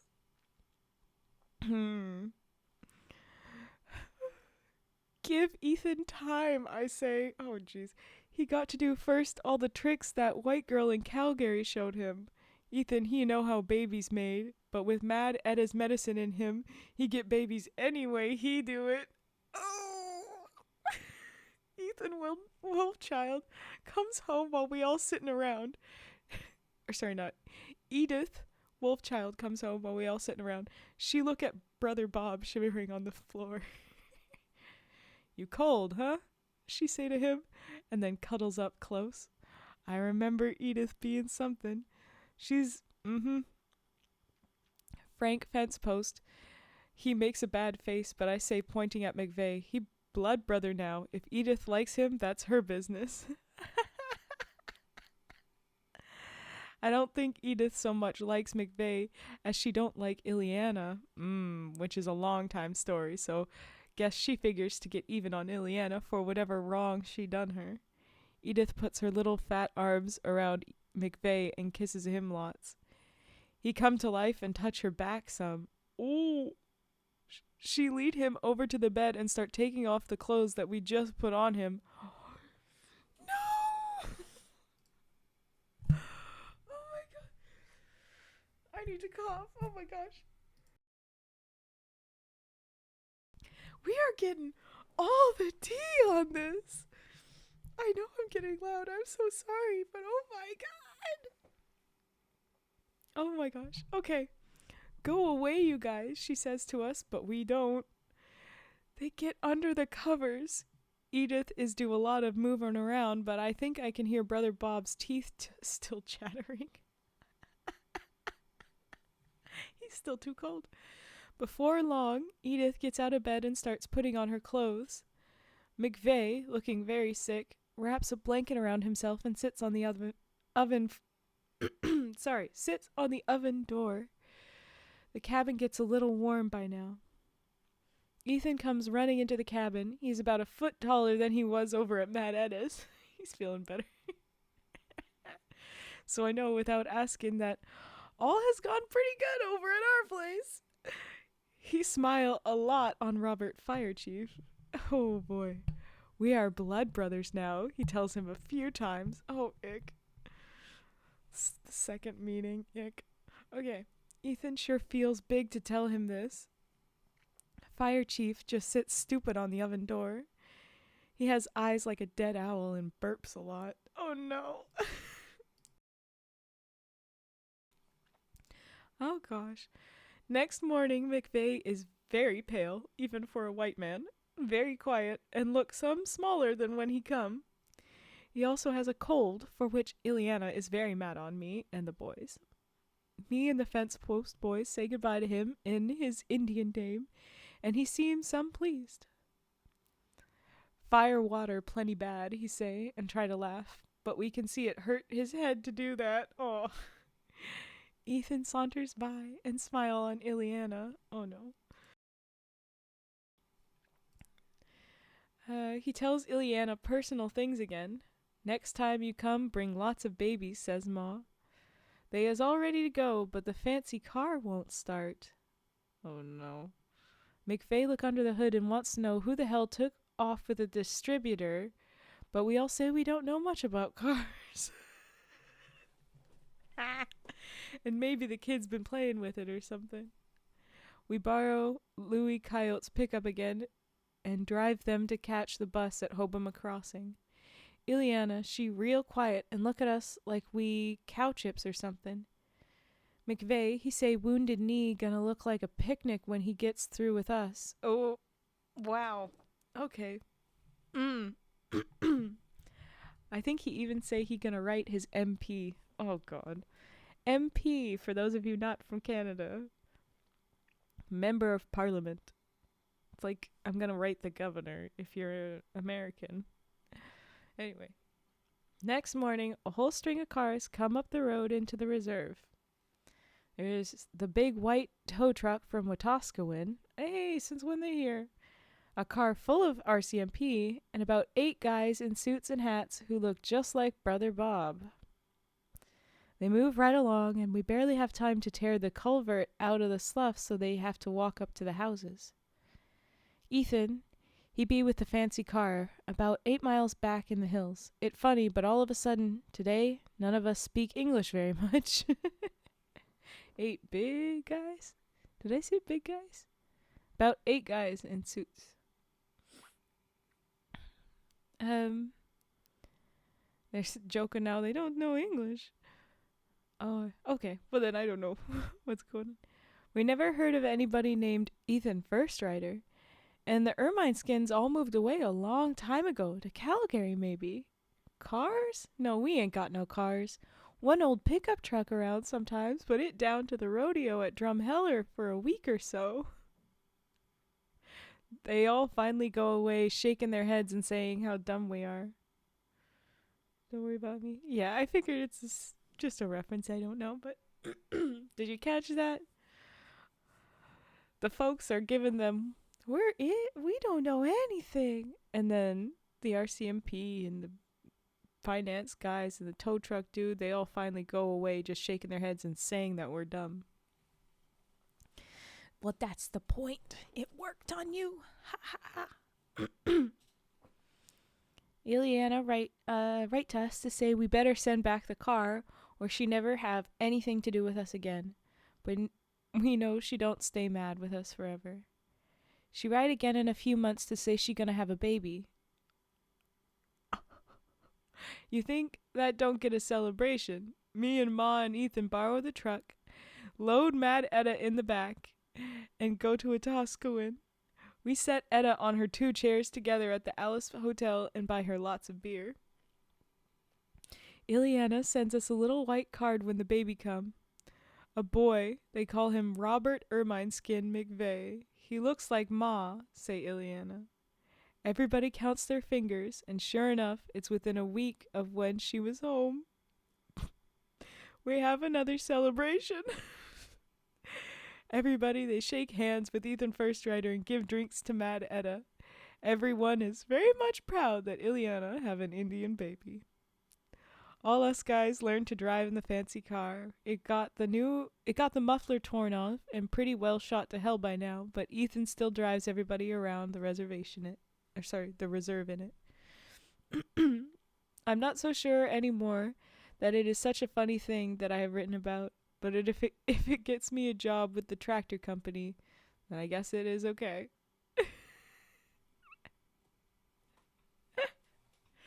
Well, I thought it was pretty funny. It was a good time, bud. Wow. Wow. Who thought that was a funny one? I like that one lots. The next story says it's horse collars. But, wow. A wild little look. All right. Who has a redeem? Let's get those in. I'm just going to boop-a-doop-boop.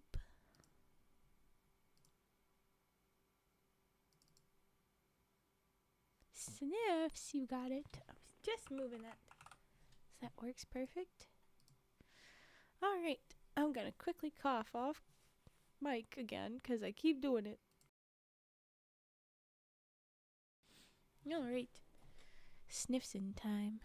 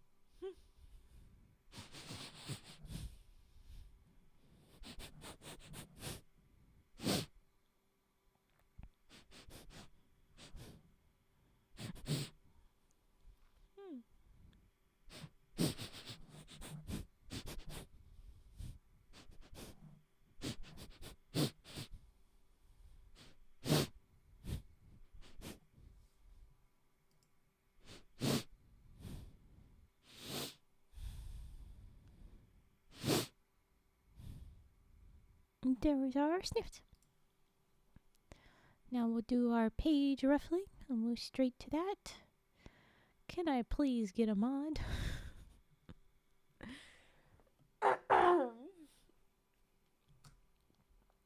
Oh, it's a big cough. I'm sorry. Okay. There we go. Page ruffling. There we go. We'll just do that.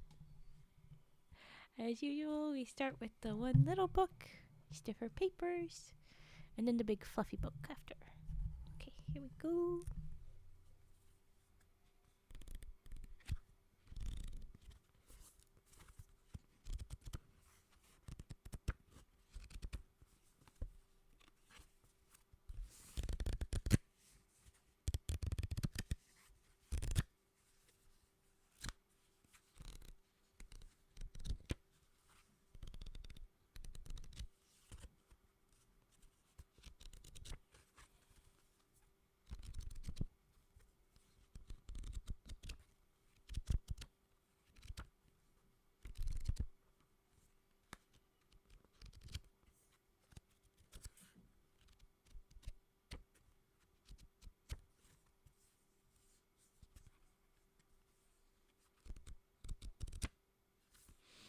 Now we'll go to our bigger, fluffier book.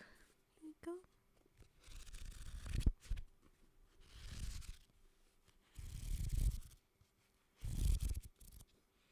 I knew you were gonna do that, okay.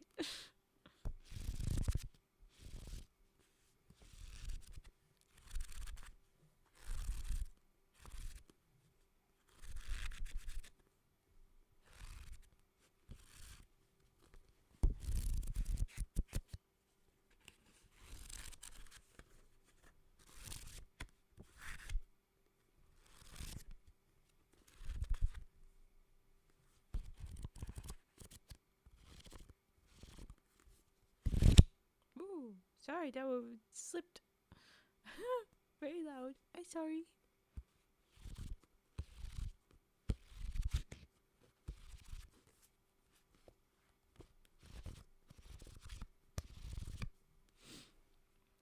Here we go with our books. I'll do the rage puffing in a minute. No frogs today? No frogs. I know that the first story was going to be a bit touchy. If it's got a trigger warning on it, yeah, they're going to be. Because, I mean, are the frogs, they get scared. And they'll be okay. Alright,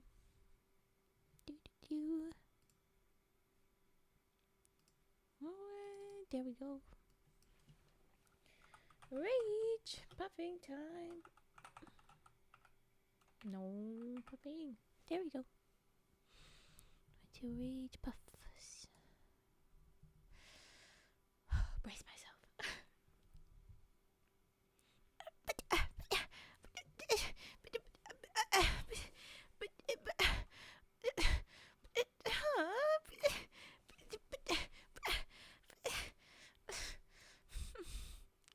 very sad, this version.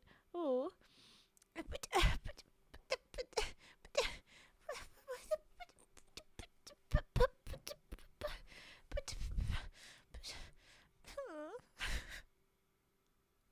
I've run out of energy for it. I'm just like, it's not rage puffing anymore. It's just groaning. It sounds very mom.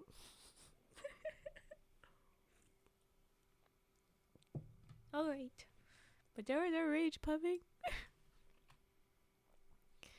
Do we have any other redeems? If not, our next story is called Horse Collars.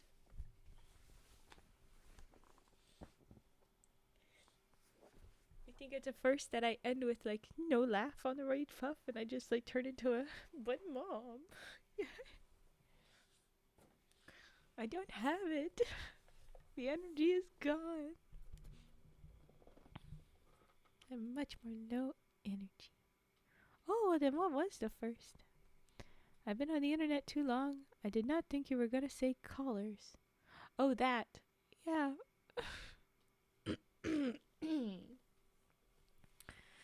Well,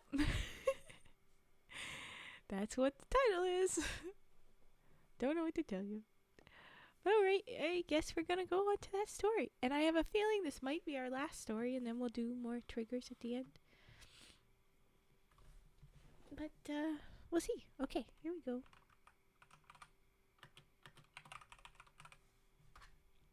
Horse collars. And it is not a trigger, it is a reading. Gaboop. Just put me under at my desk. Just caught myself before I went deep. Haven't been sleeping good lately, and Raven is always... Oh, thank you, Cage. Well then, quick, get to a bed. Go bed. Quick, run. Go sleeps. Alright. Okay. I will very soon. Alright. Well, maybe this will be another unhinged story and that will keep you awake enough. I don't know. Alright. Here we go. Mask says, go now. Go sleep now. And of course with the threat of violence. Not a very loving threat, but it... Ooh, nice roll along. Have we done any numbers in this stream yet today? That's crazy, I just realized. Pretty good roll, not a great riz. Try love. Let's see love. Ooh, nice. You guys got lots of love. Mask has a good deal of riz. Look at you. Look at you. Okay. 96. Look at that. Long. Yeah. Little radio party. Oh, Cage. Also not great riz. But 1% better than Lahonk. Your roll was worse though. That's unfortunate. 89. You guys have just all the love, the two of you. Oh, little cuties, all the loves. Okay. Little dragon. I love the toothless dance. Okay. Oh, you've already used your love, Lahonk. You cannot.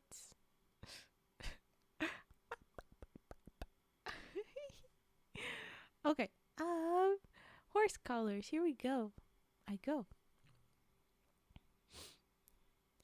I was pretty young, 9 or 10 maybe, the day that Wilbur Yellowknees come home to the reserve. We seen his wagon coming up the road that lead to our place from Hobama Crossing in the highway. I figured it sure was somebody important because the harness was all decorated with red ribbons, and the collars on the horses were the brightest yellow I ever seen. Oh no, you have slapped my frogs. No, you slapped frogs. Why'd you go after normal frogs? I think there's only one per stream for the love, but I know that it also just takes a while to do most of the reloads, most of the cooldowns. Yes, Wilbur Yellowknees. You heard that correct. We've already had some unhinged names. Nobody else was all like, what's her name, stand at the door? Like, that one was... wow. Yeah, most of them got moved to 5 minutes. Oh, okay.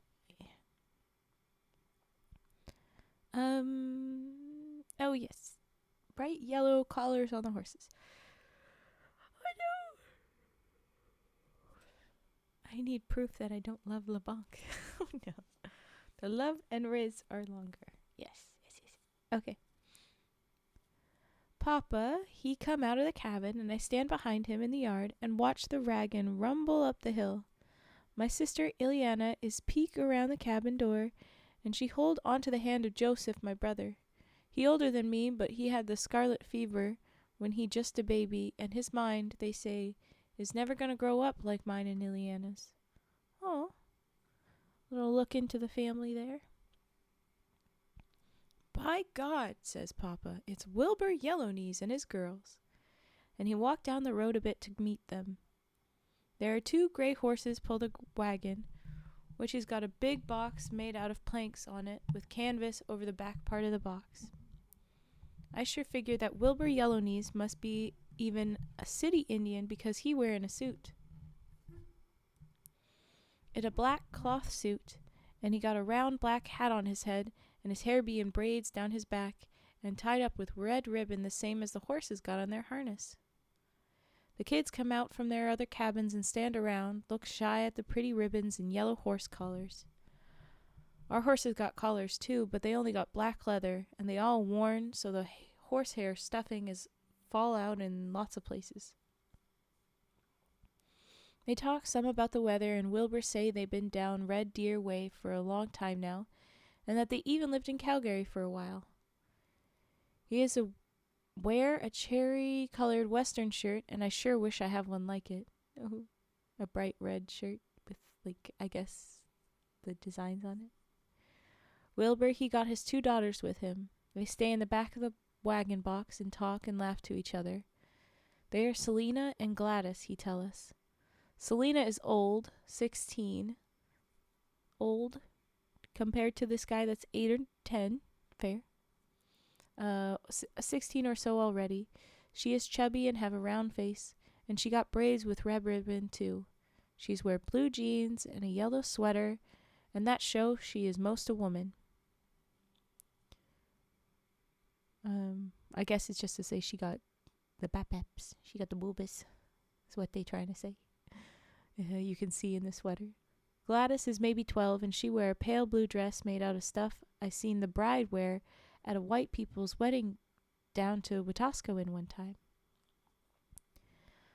I figure Wilbur, he be a city Indian for sure because he bring out a box of beer and he give Papa and Ma each one, and then he offer me one too. Only I guess I look funny with surprise because he laugh and slap his hand on his back pocket. He's not really offering you a beer, sir, that's why. Anyway. Then he bring out a big bag of hard candy to pass around for all the kids, and I figure he sure must be rich. By the way, everyone is glad to see him. I guess he used to live here on the reserve, but I don't remember him. Boy, I sure do like Wilbur Yellowknees. All the kids do. But what is best of all is that Wilbur Yellowknees like me back. Oh, he likes you back. Do we need to be concerned? All that week I follow him around. He give me extra candy, and even some money of my own to spend. One of his horse's bridles is broke pretty bad, and he say he let me help fix it. Oh. I sure wish I had a boy like you, he say, and that sure do make me feel good. My own papa, he don't wish he had none of us. Maybe I ask your pa if you could come live with me and the girls. I bet he like to get rid of you. We laugh about that, and he mess my hair some. Indeed, I might be worried. Okay. Saturday, Wilbur and Papa and Wilbur's girls going to go into Wetaskiwin. I ask Wilbur if I can go too, and he say sure, but he wonder if I old enough to drink at the Legion, and everybody is have a good laugh. Again, joking. He's a child. At the last minute, we decide to leave Gladys at our place. She ain't no good today, I hear him tell Papa. That morning, when I get up, Wilbur's harness is all fixed. I sure surprised when I see what he done. His old bridle is gone, and the new one is one I seen before. It belonged to blind Louis Coyote. You buy that bridle from Blind Louis? I ask. Wilbur don't answer him for a long time. I sort of trade him. For what? I give him things. What things? Just things, he says with a voice that mean I shouldn't ask no more. It take a long time to drive the wagon into town, and it is evening when we get there. Wilbur tie up the horses in the yard behind the Canadian Legion. Papa and Wilbur go in to drink beer. Selina and me stay there. Selina not happy, and she don't like to talk to me. She just sit on the cowhide robe in the wagon box, eat hard candies and smoke cigarettes. After it dark a while, a white man come out of the Legion and walk over to the wagon. You the girl, he say to Selina. Yeah, she say, you got the money? Go away, Silas, she say to me. I don't know where to go, so I don't move. Give him a quarter, she say to the man. How come, he say.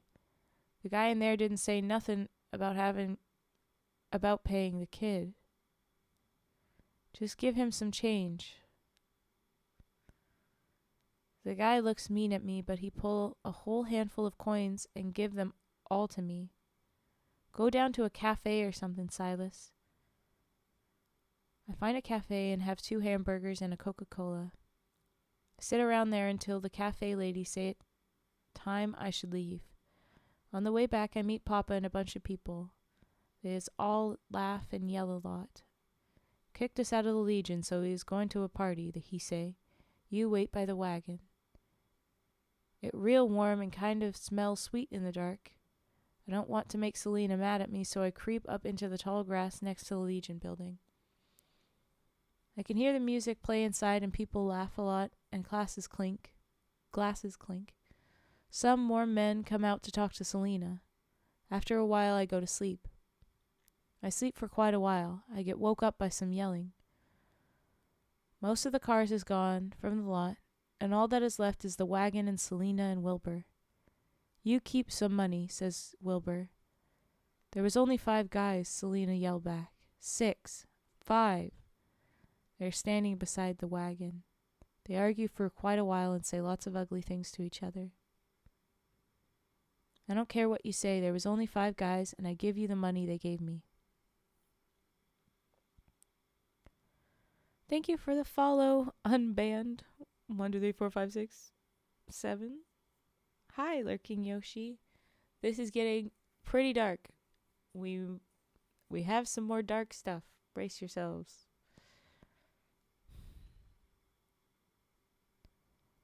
I don't care what you say. There was only 5 guys, and I give you the money they gave me, say Selina. Wilbur, he hit her then. It seemed kind of funny to me because he is the one who hits, but he is the one who fall down, too, because he is drunk. He's just roll on his back and get up again real slow, but he forget about his hat, which fall on the grass when he did. Selina's hold her face and cry some. Wilbur, after 2 or 3 tries, crawl up in the wagon box and go to sleep. Selina sit down with her back against a wagon wheel and cry. I want to say something nice to her, but I'm afraid she is mad with me too. I go to sleep again. It already light when Papa come back from his party. He stagger around some and then climb up into the wagon. Untie the horses, he say to me. They Wilbur's horses. They don't know the way home. You drive them, says Papa, and he goes to sleep beside Wilbur.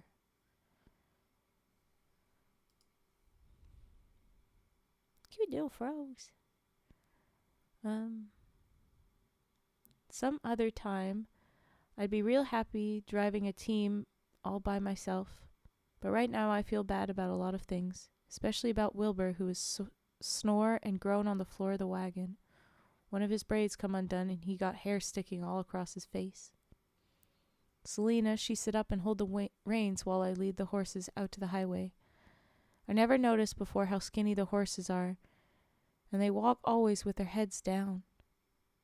The pretty yellow horse collars are hard when you touch them. There are big sores on the necks where the collars rub. I'm used to Papa get drunk, but I hope Wilbur was not the same. We a long way out of town when I remember we forgot Wilbur's hat. Selina's eye be all swelled shut and her cheek kind of yellow-colored. I walk beside the wagon in the ditch. The grass is wet and my jeans are wet right up to my waist. Once in a while, a car goes by on the highway. Zip, zip. Just like a big dragonfly. Oh, thank you for the follow, Lurking Yoshi. Welcome in. Thank you. Yes, those are the little freebie guys. I've got a bunch of emotes with the subscription that are a lot more fun, but I'm like, I don't have enough slots. What do I do with the original 5? And bam, there they are. Well, that one was not as fun. That one was a tougher. Horse collars. Mean to his daughters, mean to his horses.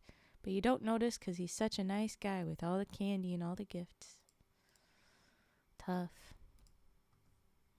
Okay, if we have other reading streams are very rare.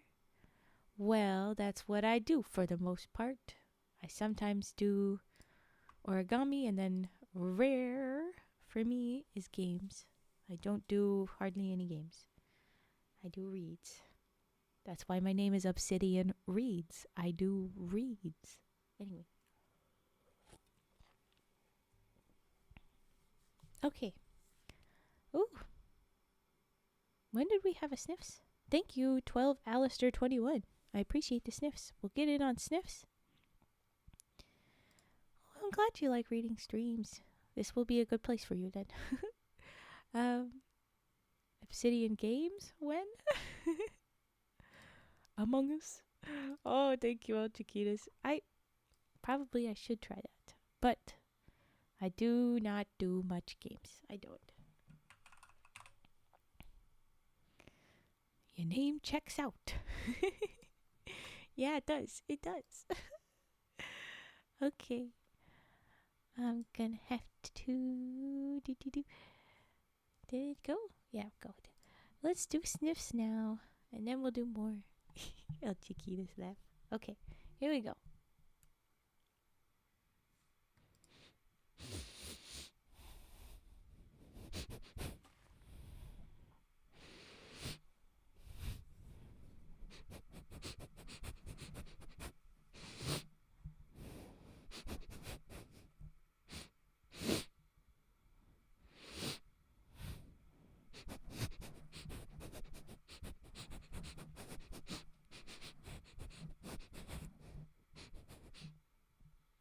I'm fully tapping into my dog energy, doing all the sniffies.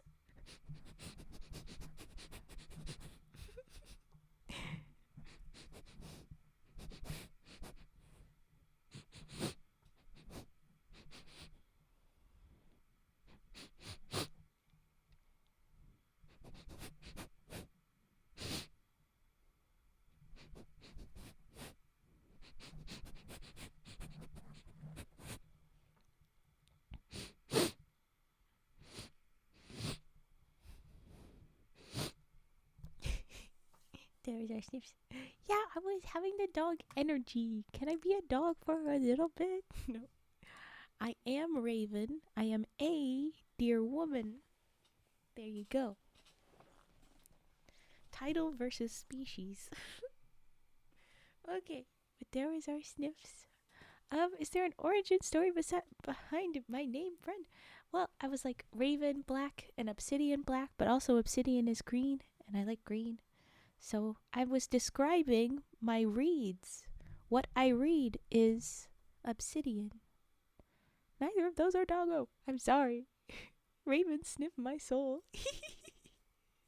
Yes. But it's about describing the reads, not a verb or my name.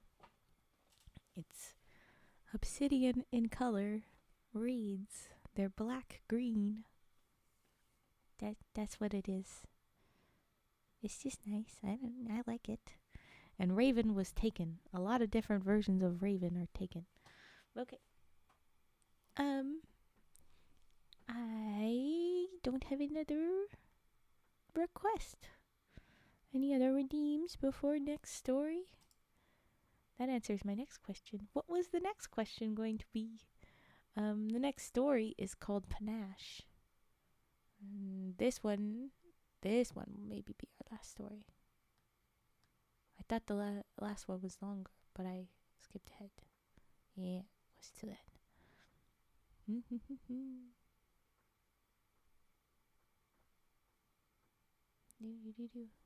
Going back. Okay. How are these reeds obsidian? They are. I mean, especially this set. Oh, you're fine. This set, they are dark with a little glimmer of like nice green, and they are a lot. Ugh. And they're indigenous to North America. They're from North America. Okay. Not all of my reads are, but that was an extra one. All right, I will go into the next story then if we have no other redeems. And it is called Panache. A panache. Like that. No, do. We just had the one redeem. But that's fine. Okay. Panache. Me and Frank Fencepost and a few other guys been taking a course the government offer on how to be mechanics. Yes, we know. The first year the course was just about over, and Mr. Nichols, our English instructor and counselor, was helping some of us write job application letters, so we maybe work and earn some money in the summer. I have to write Frank Fencepost's letters because he is only able to write most of his name.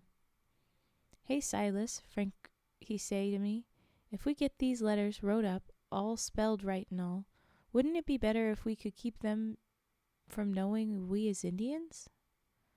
How we gonna do that, says Tom Pony, with names like Silas Ermineskin, Donald Bobtail, and Rufus First Rider. It is not going to be so hard for them to guess. Frank, he finally decide to sign his letters J. Frank Fencepost, so it sound important, like the mayor of Wetaskiwin, who is Mr. J. William Oberholzer.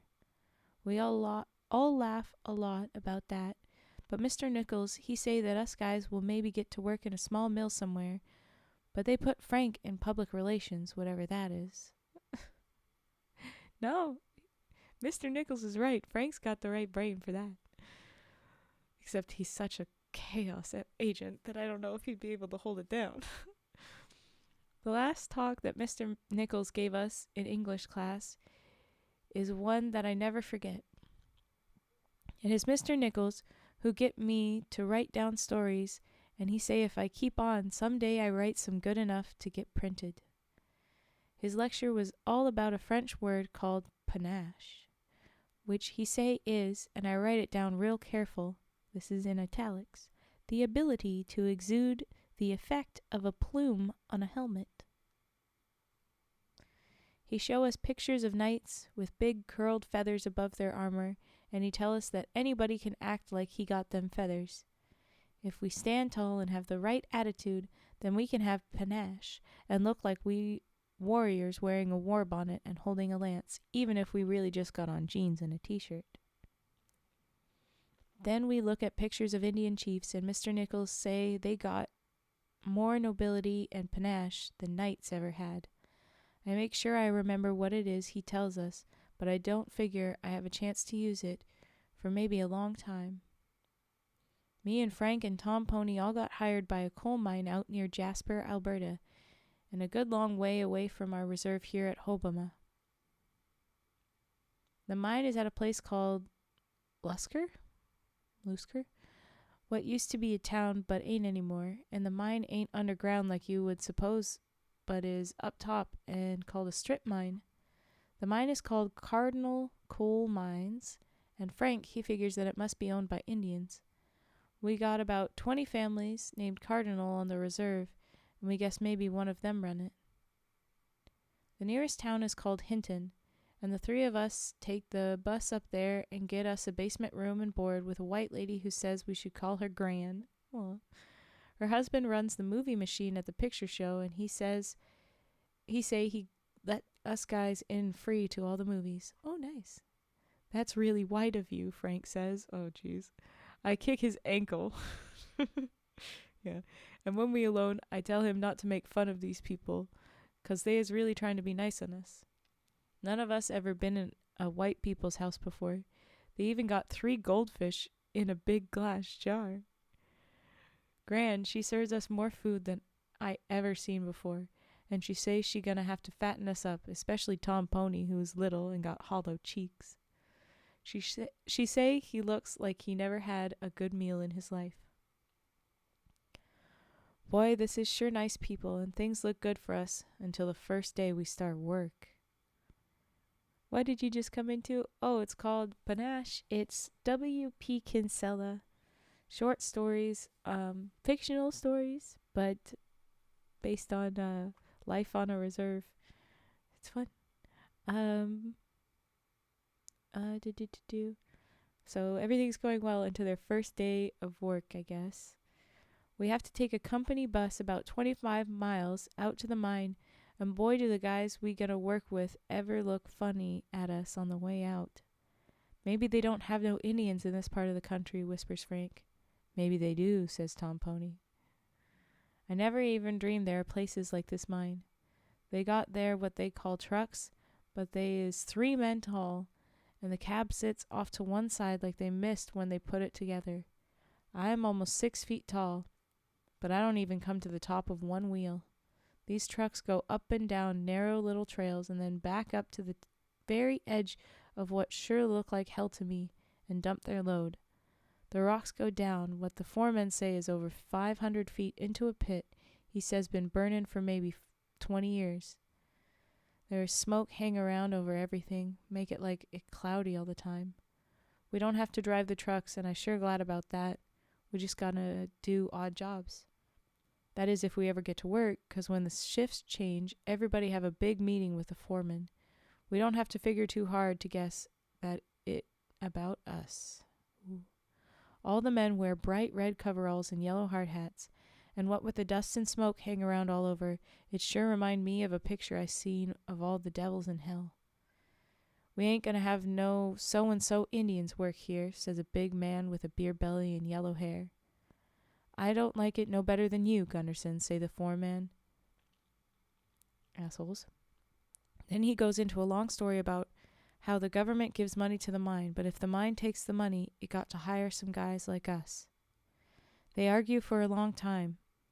Gunderson say there no way the men gonna work if we work. Look, say the foreman, I'm gonna put the tall one up in the tower with a pencil and the other 2 on odd jobs. You won't even know they're here. I'm guessing the tall one is Silas. Gunderson went and had a powwow with the other men.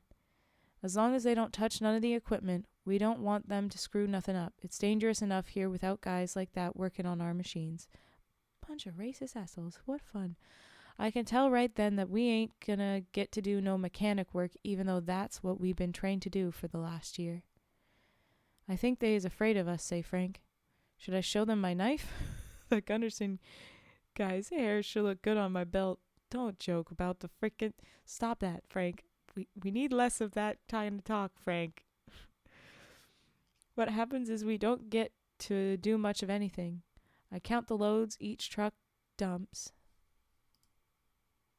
Oh, I forgot that there was an ad. I forgot about that. Ooh, sorry, folks. I missed that.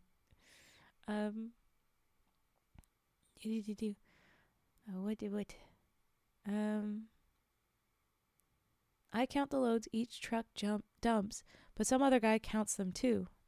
Ugh. Frank sweep the floor of the garage, and when he finish, he sweep it again. Tom Pony stand out near where the trucks back up. He is supposed to wave them back and signal them when to stop, which would be an important job, except that all the drivers, they've been working here a long time, and they put the truck where they want it and don't pay no attention to Tom, except for a couple of them, I think, tried to run him over once or twice. Ugh. They'll get used to you in a few days, said Gran, while she was packing us the biggest lunches I ever seen with sandwiches, made with real ham and fresh tomatoes. We've only been here a couple of weeks, and already Tom Pony looked like he has put on weight. All right. You just seem a little strange to them, Gran went on. Once they get to know you, everything will be okay. Gran, she remind me of my ma, who was always believing everything gonna be okay too, no matter how bad it get. He is plenty strange to us too, says Frank. Don't nobody ever think of that? Gunderson, he have all the men except us sign their names on a paper sheet that he gonna send to the head office of the mine, so they have to get rid of us. Ugh. But the paper, it never got sent, because that afternoon Gunderson have his accident. Oh no, wait, what? I was way up in the tower, so all I could do was watch. Gunderson is back up his truck to the edge of the pit, but he come up real fast to try scare Tom Pony and go a few feet too far, and the rocks start to crumble away from under the back wheels. He tries to pull forward, but all that keeps the truck from going down is the forward pull of the wheels. Oh, okay. All right, so he's stuck. He's not going to go down. And I think I remember this. This was another one where someone kind of spoiled this one. Jump, yells the foreman. But Gunderson is all tangled up and hangs there like a monkey on a stick I seen once at the Royal American shows at the Panache Stampede. I guess in the seatbelt. Some say that Gunderson got his overalls caught on the gear shift, or that he had his boot jammed under the brake. Oh. It depends who you listen to tells the story, but he is sure one long time getting out of that cab. What happens next, I don't believe if I don't see. Tom Pony been waving him back, and he is right at the edge looking at where the rock breaking away. Afterward, everybody say how Tom is a hero and all, and what a good Indian he is because he saved Gunderson's life, even though he trying to get Tom fired. I don't think Tom even knew who was in the cab. But I put myself in his place and figure that if that truck go over, guess who gonna get blamed? The Indian or the driver? Yeah. I figured Tom was more trying to save our jobs than anything else, but I never tell anybody else that. It's funny how people, even big tough ones like Gunderson and his friends, like to believe in heroes. Tom Pony, he get right out on the edge of the pit, dig in his foot and push against the wheel of the truck. I only heard about someone show strength like he did then.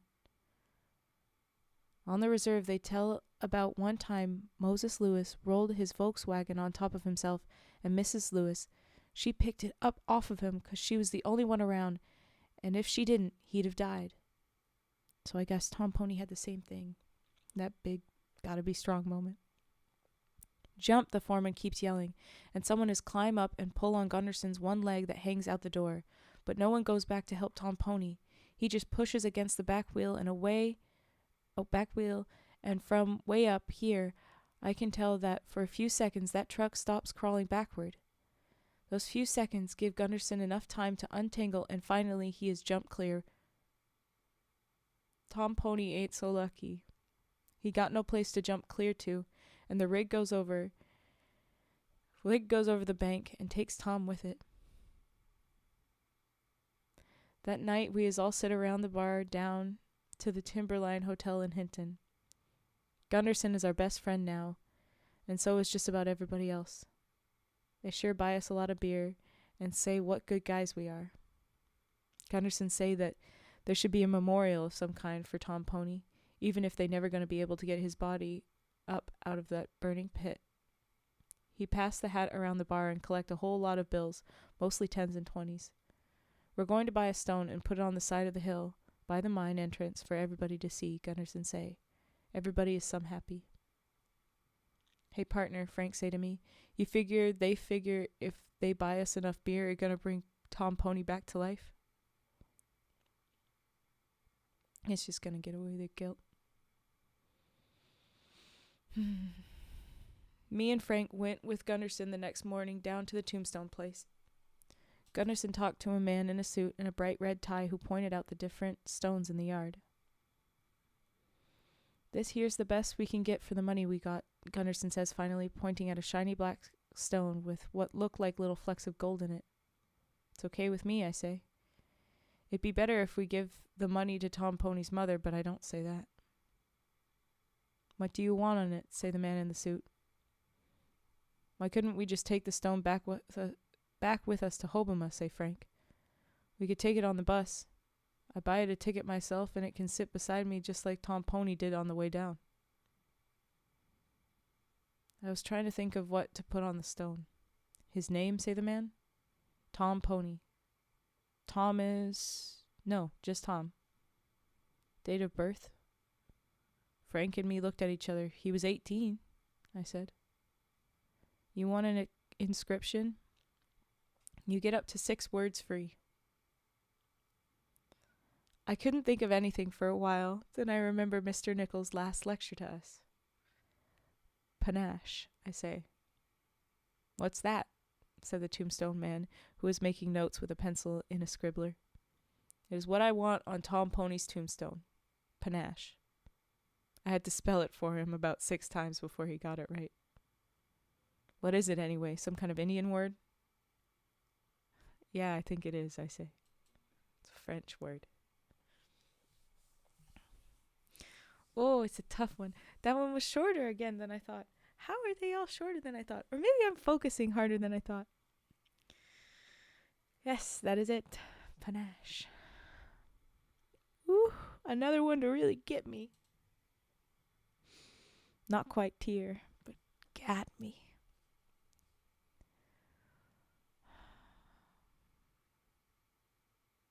Yeah, yippee.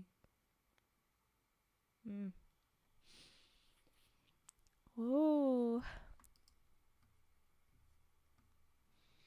those guys.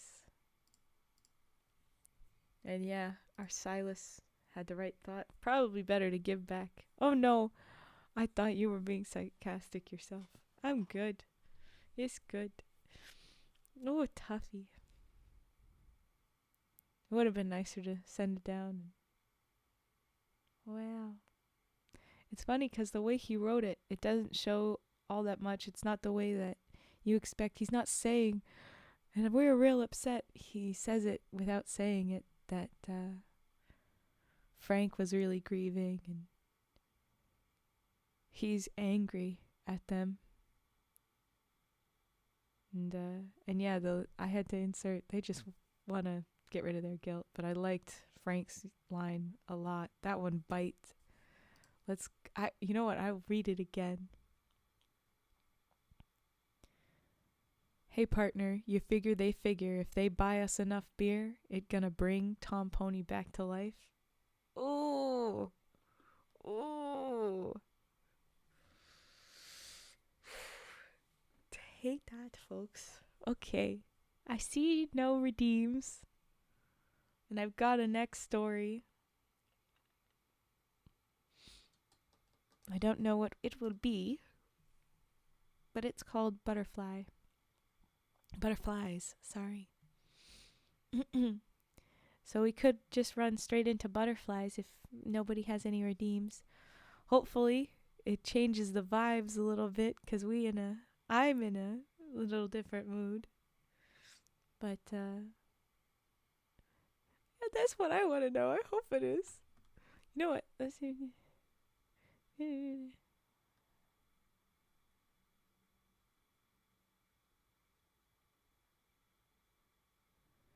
I'm seeing that somebody's laughing.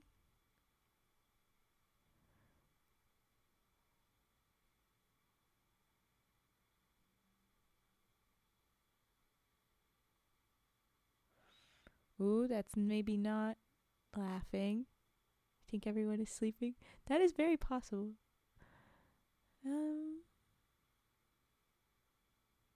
When Raven goes focus in serious stories, the voice goes low and they all fall asleep even faster.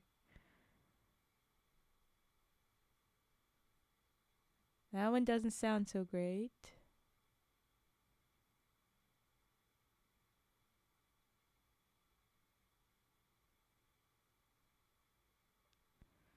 Ooh.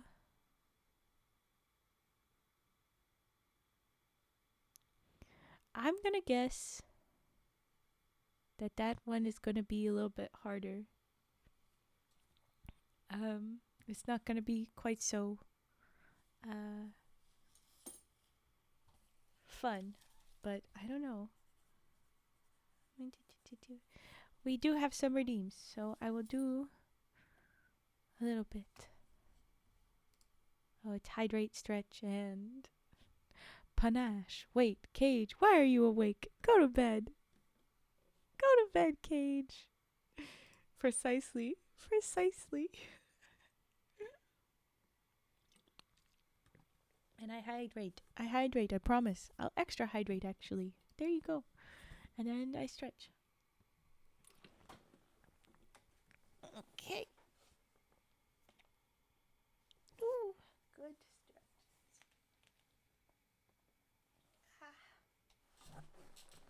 Finished getting ready just a minute ago. I'm checking in before rolling into bed. Okay. That's good. That's good. Which do you vote? Should I try and read Butterflies or The McGuffin? Because we are hoping for a brighter story, and I think Butterflies might be some happy moments, but not all. And I have no idea what the McGuffin is. What do you think, Cage? What do you think, Mask?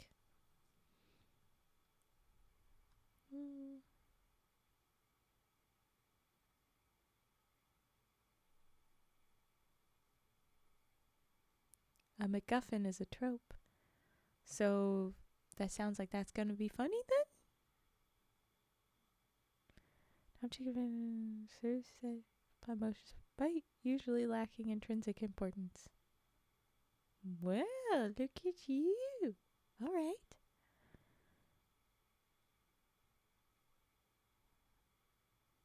Oh, I see Illanna's white husband. We might go back to them. Or we could go to Butterflies. I love my tropes. Okay, looks like you guys say McGuffin. If we have time after McGuffin, I'll read Butterflies. But let's do the McGuffin. McGuffin. To be fair, it's McGuffin. MCG.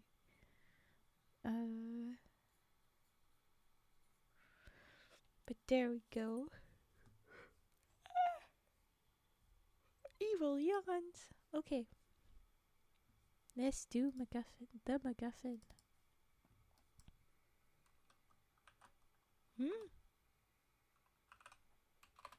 Not the caps lock.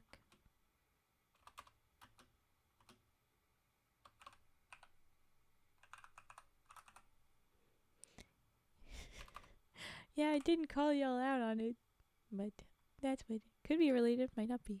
Maybe it's the term started and spelling shifted. Maybe our author got it wrong. Or maybe it's a person. Oh, yes.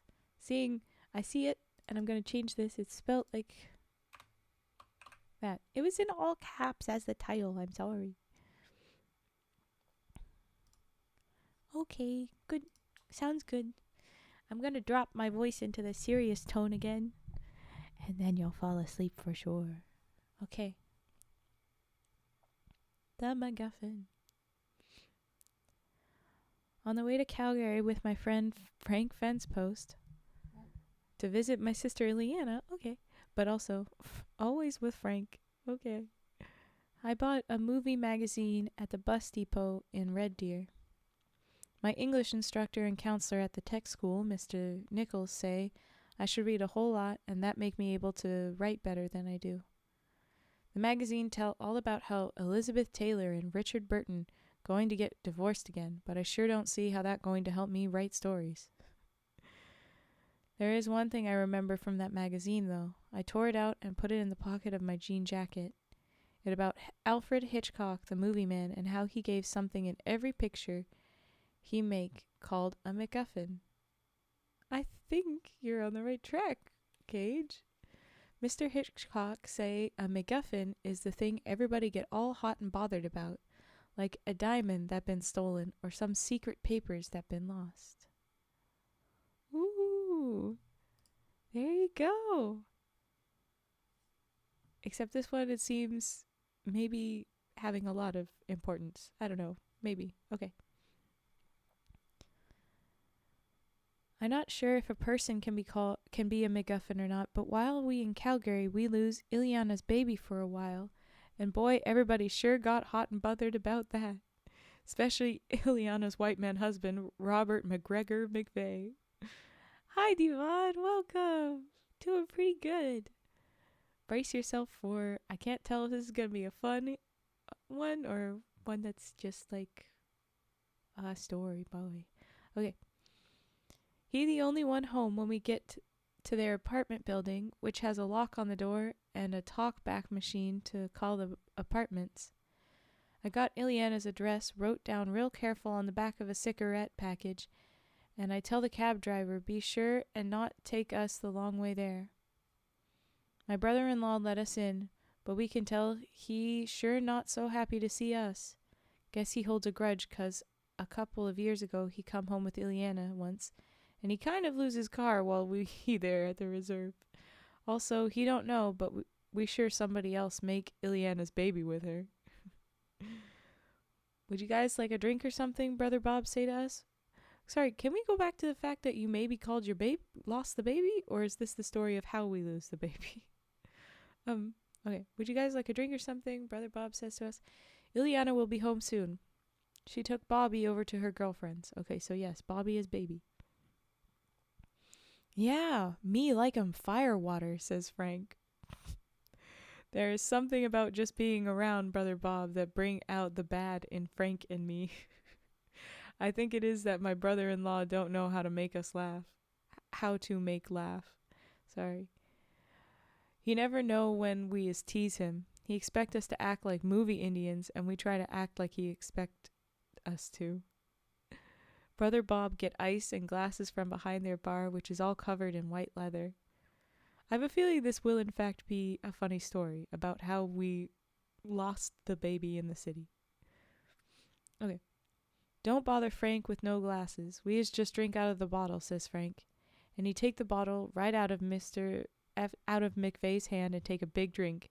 Then he spit whiskey halfway across the room, choke for a long time, and tears run down his face.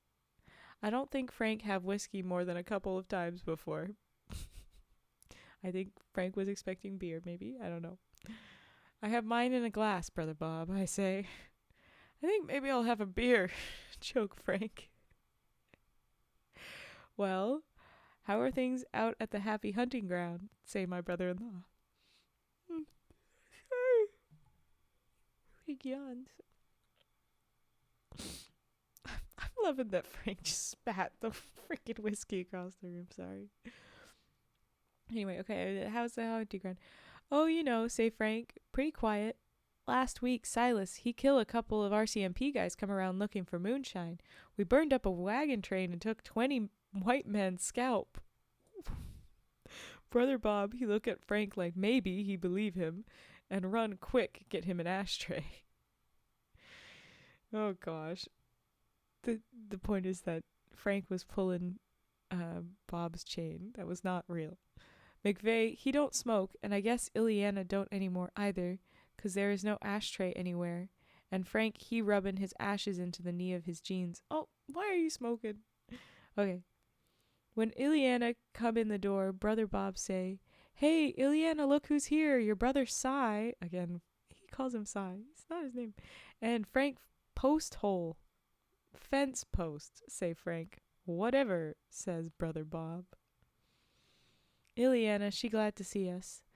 The baby is sure cute, and just like we suspect, he sure look like Ethan Firstrider, Illanna's old boyfriend, and not like her white man at all. They sure got one fancy apartment. It a lot nicer even than the Alberta Hotel in Edmonton where I stayed the night once.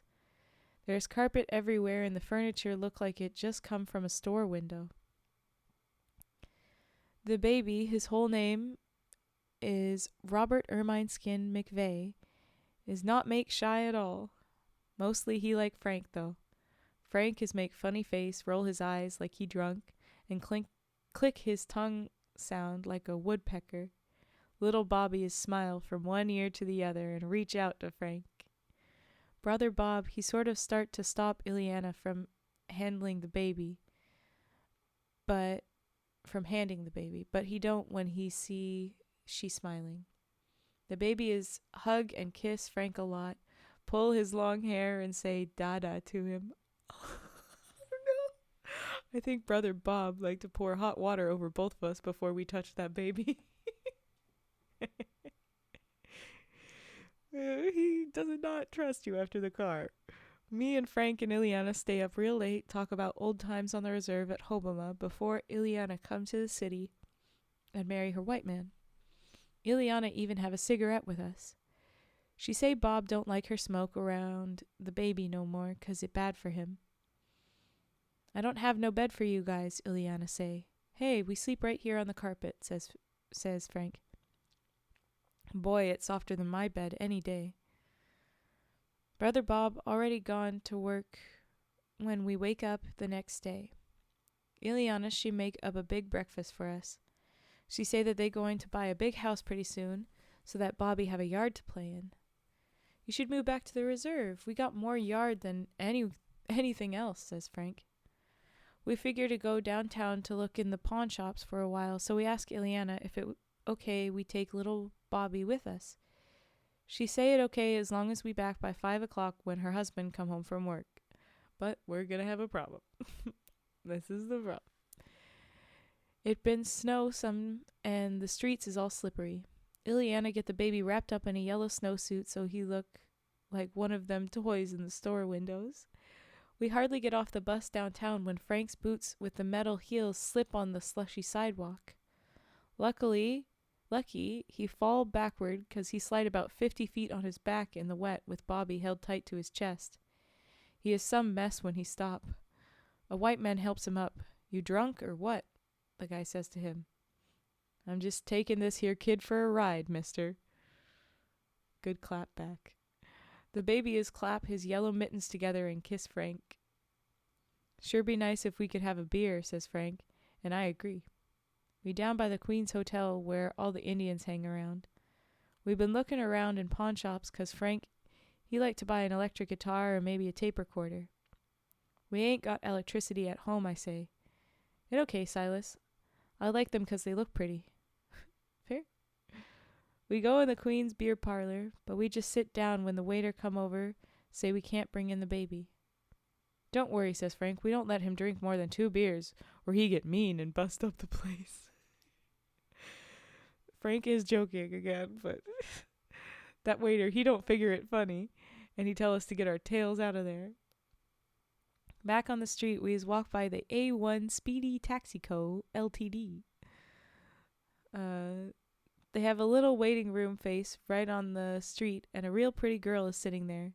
She look out, smile, and motion for us to come into the waiting room. She sure is one pretty girl, and she is smile nice at me. I figure it because I wear my new cherry-colored western shirt with 5 pearl buttons. Hey, that's just like the one that he liked before. Okay, with 5 pearl buttons up each sleeve and a button about every ½ inch down the front. You want to go out, she say to me. Well, sure, I say. I just get to town, though, and I don't know my way around too good. Where would you like to go? She sure look at me kind of funny. I mean, are you looking for a girl? It's $20 for me and $3 for the room. Right across the street there at Buffalo Rooms. We is just looking for somebody to watch the baby for us, I tell her. Boy, she is wearing a short red skirt and white boots up to her knee. Oh, no. I sure wish I have $23 I don't need. I sure wish I have $23 at all. Becky, she tell us her name is. Look at the baby. He smile on her, and she holds him a minute. Cute little bugger, ain't he, says Becky. We'll let you hold him for nothing, says Frank. We just go for a quick beer over to the Queen's Hotel. Well, she says, okay, but make it quick. This is Friday, and business is usually good on Friday afternoons. If I get a trick, I'll leave him with the dispatcher there. And she points behind a glass wall to a gray-haired lady who has talked to the taxi men on the radio. She holds up the baby, and he and the lady grin at each other. Jesus, but Indian babies are cute, says Becky. Over at the Queen's beer parlor, we right away meet Herbert Thomaset, Susie Calfrobe and some other people used to live on the reserve. They is all happy to see us. And they buy us beer and we talk about old times. We don't drink a lot, but we sure talk some, and boy, the time goes by fast. We don't neither of us have a watch, but when Herbert Thomaset say, I gotta be going home, it's 7 o'clock, we sure decide we better get our baby. Yeah, they were supposed to be back at 5. It already dark out, and boy, Illanna gonna be mad on us, and I not even want to think about Brother Bob. Us Indians always have trouble with time. That's stereotype or whatever. It's just that if we say we going to go someplace, we don't mean right now like a white man do when he say that. We mean maybe in 2-3 days or a week. But I bet that Illanna thinks in white time now. On the way to the taxi office, we stop at the pawn shops so Frank can look at the guitar again. You guys in some kind of trouble? The pawn shop man say to us. There was a little guy in here looking for the baby you had, and he was some upset. Did he have a suit, a little hat with no brim, and toe rubbers? I say. The guy nods to all of those. Oh no. I think we know who it is, say Frank. He looked like a cop, say the pawn shop man, so I didn't tell him the time of day. You sure you guys didn't steal that baby somewhere? Yes and no, sir. Yes and no. Becky ain't nowhere around the taxi office. Oh, uh-oh. Probably Brother Bob found the baby already, says Frank. Why don't we just go back over to the Queen's Hotel and hope your brother-in-law don't come look for us with a gun? The lady dispatcher ain't there either. There's a fat black man smoking a cigar. Where's the lady with gray hair? I asked, tapping on the glass to get him to look at me. Vi? Vi? She was off at 5 o'clock. We left a baby in a yellow snowsuit here a while ago. Yeah, Vi had him, but she didn't know what to do with him, so she phoned Becky over at the love shop, and she come and got him. There was another guy here looking for the kid, too. He looked like a plainclothes dick, so I told him to try the police station up on 8th Avenue. Brother Bob sure got around, don't he? Says Frank. Is the love shop something like Buffalo Rooms? I ask. No, says the black man. It's a place up on 3rd Avenue, sells vibrators and kinky stuff. Fun. But the real business is in the back room. Fun? Oh no. There's a bunch of high rollers in town and they're playing poker over there. Becky's there in case they want to take a break from the cards, and I guess the baby's there too, if that plainclothes cop ain't found it yet. Hop in the cab out front. It's only about a buck ride. We get out of the taxi in front of the love shop. The window is full of mechanical peckers. Don't white guys have none of their own, says Frank. I just shake my head. Hey, Silas, there's Ethan First Rider, say Frank, pointing to one about a foot long. And there's Robert Coyote, he say, pointing at another big one. And there's Frank Fence Post, I say, pointing at a real baby one is hanging from a bracelet. No, that belonged to Illanna's white husband, and we sure do have a good laugh about that. Aha. Can I help you, gentlemen? Says the man behind the counter. He is skinny with a face like a weasel. Well, we lost our baby, and somebody told us he played cards in your back room. Yeah, the baby's playing cards. Says Frank. He real short and wearing a yellow suit. He real short. He real short wearing a yellow suit, I say. For once, a white man knows when we make a joke. Yeah, I seen him, he say. Good, somebody got the joke. Yeah. He come in with a hooker named Becky. She said he's the best trick she's turned this month. Good one, weasel face man. Good one. The guy, whose name is Sam, okay, Sam, nice one, take us to the back room where there's a round green table with a light over it, and 9 guys play cards. There are some other guys watching, and one of them is Hold Bobby. See? He not lost after all, says Frank. Becky come out from behind a curtain at the back of the room, pulling her boots and pulling up her boots and pulling down her skirt. Shit, it's about time you guys showed up, she say. We want to thank you for the look after our baby, I say. How much do we owe you? Well, the babysitting was free, but the horny little bugger sawed off 2 pieces, So you owe me $40. Everybody have a good laugh about that. Ha ha ha.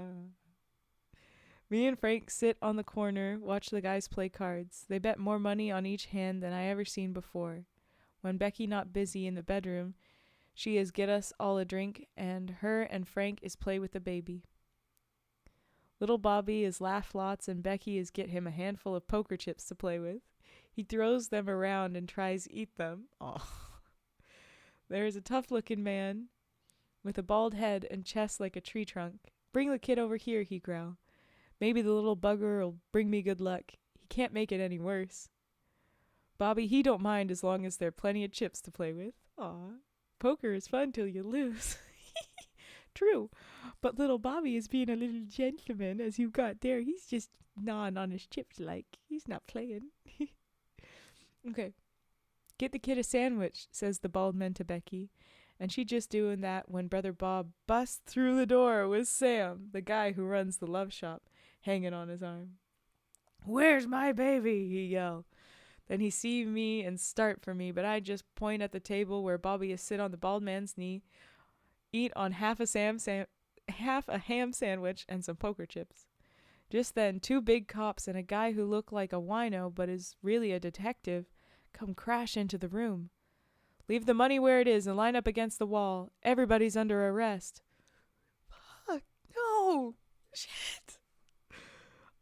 I just guessed that what Brother Bob has done is when he find out where Bobby is, he called the police to come help him rescue his baby. But when the policemen hear the address, they know it is the gambling place, so they quick make up a party to raid it. We just watched the game, say Frank. We don't even know how to play cards. You kids can't even afford to be in the same room with these guys, says one cop. And I'm just here to get my baby, says Brother Bob. The bald man is stand with one arm lean on the wall, the other arm hold the baby. I bet this one is Montana Shorty, says the detective, pointing at Brother Bob. I heard he was supposed to be coming up here for a big game. That's my baby, says Brother Bob, starting over to Bobby, who is busy smear butter all over his face. So everybody's getting the joke. Oh, yeah, the baby's the one that's the grown-up. They're going to keep making that joke, except somehow Brother Bob never gets the joke. Anyway, okay. Hands on the wall, says one cop. I suppose you can prove that's your baby, he says in a tired voice. Of course I can. Except, you can't. Anyway, sorry. I go over and take the baby from the bald man and go back to the corner. Don't look like no big deal to me, says the big cop. That there's an Indian baby, and them are Indians. He points at me and Frank, so give them their baby. It's my baby, wails Brother Bob in a real high voice. Sure it is, says the big cop. And are you the mommy or the daddy? Oh, he's my son, Brother Bob insists. And the tall one over there is my brother-in-law, Cy. And the other one is his friend, Frank Posthole. Fence post, say Frank. Whatever, say Bob. They can't be trusted, he goes on. They bring my baby into a room full of criminals. They ain't been arrested for nothing, says the cop. I'm the one who called you, squeals my brother-in-law. I am loving this. Sure you are, Montana. Some guys will do anything to keep from getting busted. Oh, no, wait, they actually thought that he's Montana. Oh, no. Oops, this is gonna be messy. Okay. Some guys will do anything to keep from getting busted. Then he say to us, you guys get on out of here with your baby. And don't be keeping such bad company after this. What about her? I say, looking at Becky. She was kind of look after the baby for us. Yeah, well, we know what you do for a living, honey, but we can't save the whole world in one evening. We're just busting the high rollers tonight, so run along. I just want my baby, yells Robert McGregor McVeigh. The cop looks mad. Take the baby over to him, he say. I do, and baby is all smiles. He like everybody. But Frank is start click his tongue the way Bobby likes, and he turn his head to look at Frank. Oh, Frank is being a shit. Stop. Oh, Frank's gonna get them in real trouble. The more I try to hand him to Brother Bob, the more he look at Frank. Oh, no. And then he start to cry. Frank come over, take him and the baby, put his arms around Frank's neck, and give him a buttered face kiss. Butterfaced kiss, sorry. Get out of here, you guys, the cop says. And to McVeigh, you should be ashamed trying to pull a trick like that. Is this guy the baby's father, says the cop to us. No, he ain't, says Frank. And I nod. I know we telling the truth, but I still feel a little bad about it. Oh, no. Oh, God, you guys. Oh, no. As we leave, McVeigh is yell a lot about who he knows on the police force and what gonna happen to them cops if they don't let him go. Shut up, Montana, say the big cop, picking the money off the table. We take a taxi back to Illanna's and give her the baby. She is some glad to see him, but says she know we look after him good. Did you see Bob, she say? He been looking for you. Well, yeah, we did, say Frank. He run into some people, I say. I think he be real late get home tonight, and I think what we should do is get home tonight too. So we gonna catch the next bus for Obama. That's what we do too, but on the way I stop up at Buffalo Rooms for a while to collect the reward I been promised by Becky. Oh! Well, that was a fun one. And I know probably lots of you are asleep.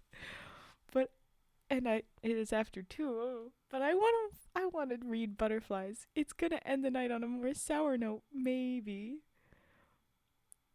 But that was such a fun one. I feel like we can use that fun energy to get through the next one. Oh my gosh. I'm sorry with the yawns. And this is absolutely worth it. I'm having a fun time reading these. I'll stay up later for another story. This is one of those, y'all can't distract me, but y'all can have me read longer for this. These are fun. Sometimes they're they're good, but they hurt, they hurt good.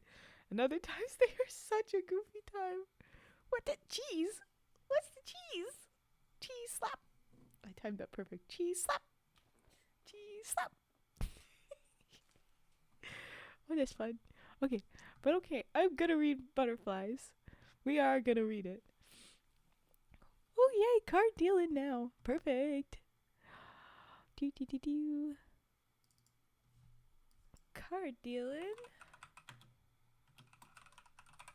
Yay. Fireflies. It'll be butterflies, but fireflies would be fun. Okay, I will move my stuffs around, make room for my cards. We'll do card dealing. I'll say we'll do 1, maybe 2 more redeems at most before we go to butterflies. But I bet only card dealing happens. I bet nothing else is redeemed. Here we go with cards. Cards.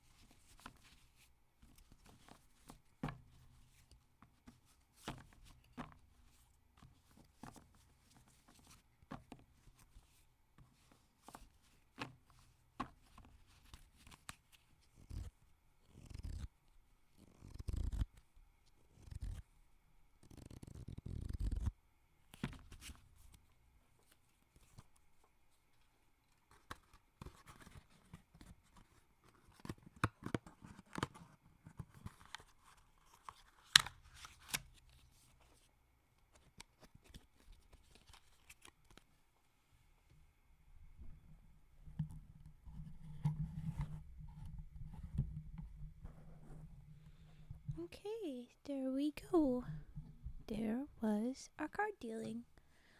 Did we have any other redeems, or are we going straight to butterflies? Because I'm excited. I want to do butterflies. Hmm? Hmm? Okay, I'm gonna go butterflies. Okay. I'm so glad I'm reading these stories. I knew that they would be good stories. They're so fun. Ooh, you're so pretty. You got a little tiara on your ear. Oh, okay. We do butterflies. This is the last story of the night. I keep saying that. All right. Every summer for the last few years, Pauline and her friend Winnie Bear is come to visit us on the reserve. Pauline is my Aunt Dorothy's girl, and Aunt Dorothy and Uncle Alex, they've been city Indians for a long time. I guess they'd probably say aunt, auntie, but auntie? Anyway, okay, I don't know. He works in a mill of some kind in Edmonton, and they got a big house just like white people and 2 cars, and both of them run. Before they come that first time, Pauline is say in her letter she's going to bring her girlfriend, but she don't say that the girlfriend be white. They is only about 12 or so at that time. Never trust an Alex. Ooh. Interesting note. Also never trust a Steve, but that's less relevant. That's a problem. With a brother Bob, I'm gonna guess we're gonna have like a Uncle Steve, cousin Bill. You know, we're gonna have all the basic names soon.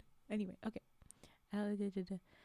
Didn't say that the friend would be white. They is only about 12 or so at that time. Her mom don't like me, says Pauline, but she glad get rid of Winnie for the summer. She too busy like Winnie much. She too busy to like Winnie much. They don't get along so good. She say Winnie is crazy like Indian. She may as well go live with them. Ugh, yuck. Cousin Steve. Anyway, sorry. Winnie be the tallest white girl I ever seen. She has skinny long arms and long legs like the sand cranes that live down to the slough. She pale even for a white girl and have long blonde hair and blue eyes that look right at you when you talk. And she talk lots. Brother Mark, Cousin Bob, and Uncle Wade.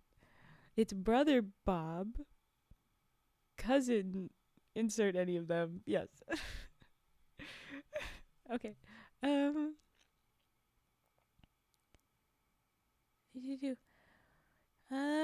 She talk. I never know her right name for sure, but she know all about our names 'cause Pauline told her. Pauline's name is Walkaway, and she tell Winnie about me, Frank Fence Post, Elias standing at the door, and Rufus First Rider. See, standing at the door is such a last name. Oh my gosh. You call me Winnie Bear, she say to us, only she say it like one word, Winnie Bear, instead of Winnie Bear. Ma, she laughs some at this white girl wants to be an Indian, and I think at first she a little afraid this girl is make fun of us, but she say anyway that we is to call her anything she wants because she is our guest. Usually it is Indians try to be white people, Ma say. She get the name Winnie Bear from some story her daddy used to read her when she is little. Her daddy be a doctor, big doctor somewhere, but she don't live with him no more. She not like any white girl we ever met before. She is play with everybody, laugh a whole lot, and be nice to everyone. When us guys go to Wetaskiwin, the white girls make screwed up faces when we walk by. They call us wagon burners, and we never got to touch none of them. She going to be a doctor one day, Winnie Bear tell us. She's so smart in school, they move her a couple of grades ahead of where she should be, says Pauline. Winnie Bear is the kind of girl you believe when she says she's going to be a doctor, not like old Pauline, who all the time tell us she going to be a movie star or maybe an airplane pilot. Ah, ran on the frog. Thank you for the follow. Let's drop some freaking money frogs. Money frogs. Thank you. Welcome. Yay. I appreciate. I appreciate. Everybody that's awake, drop a money frog. Not everybody's awake. Okay. My friend Rufus, first writer, is sure like Winnie Bear. He is sure proud when she likes him back. Ooh, they like each other. That first summer, she played doctor on him and bandaged him all over with flour sacks and make splints on his arms and legs just like she seen her daddy do on real people. When you get big, you going to be my girlfriend, all right? Say Rufus. And that kind of funny because Winnie Bear is actually lots taller than Rufus, who is skinny and real dark and has black hair that is always fall over his face. Screams. What a scream! Like, yes, thank you for drop the money frog. Thanks, Telefrana. Okay. Winnie Bear laugh and say, sure she be Rufus's girlfriend and that she sure have one long name when it be Winnie Bear first writer. But she don't say it mean, and we is all sure happy for Rufus. I just hope that Winnie Bear know what she is saying. Rufus, he believe her when she say she going to be his girl. It mean she is promised to him, and that probably someday they be get married. It is kind of a custom with us. Like I asked Sadie One Wound to be my girl a long time ago, and everybody know that we get married one day. Rufus is start building his own cabin last fall. Then he work most of the winter in the lumber camp and finish it this spring. It is up on the hill about a quarter of a mile behind our place. It only got 2 rooms and no furniture but an old cook stove and a mattress on the floor, but Rufus say that it going to be his and Winnie Bear's place. Rufus, he be almost 20 now, and I guess Winnie Bear 16 or 17, so he figure when she come visit this summer, she not going back to the city. Winnie Bear, she like butterflies, so Rufus, he found some stickers like stamps in the Metropolitan store in Camrose, only they got pictures of butterflies on them instead of the queen. He stick them all around the windows and on the walls some. He also got a necktie that on the tag say it hand-painted, and it got butterflies on it too. Some of our friends who don't know Winnie Bear very good call her Butterfly Girl. Boy, Rufus can't wait to show her that tie. I really like Winnie Bear, but I sure hope she not going to disappoint Rufus or nothing. Pauline and Winnie Bear don't come see us in June like usual. I help Rufus write a letter to Pauline, but we don't get any answer. Those summers when Winnie Bear here, she is sure make it a happy place and everybody is laugh a lot. Winnie Bear is want to catch butterflies and she want we should catch some too, but we never thought to catch none. Butterflies to us is just to look at. Winnie Bear don't have no net. You got to have a net to catch butterflies, she tells us, so she take an old broom handle and a coat hanger that she bent into a circle, and then she got a pair of Ma's old underpants and stretched them over the coat hanger, and she got her net.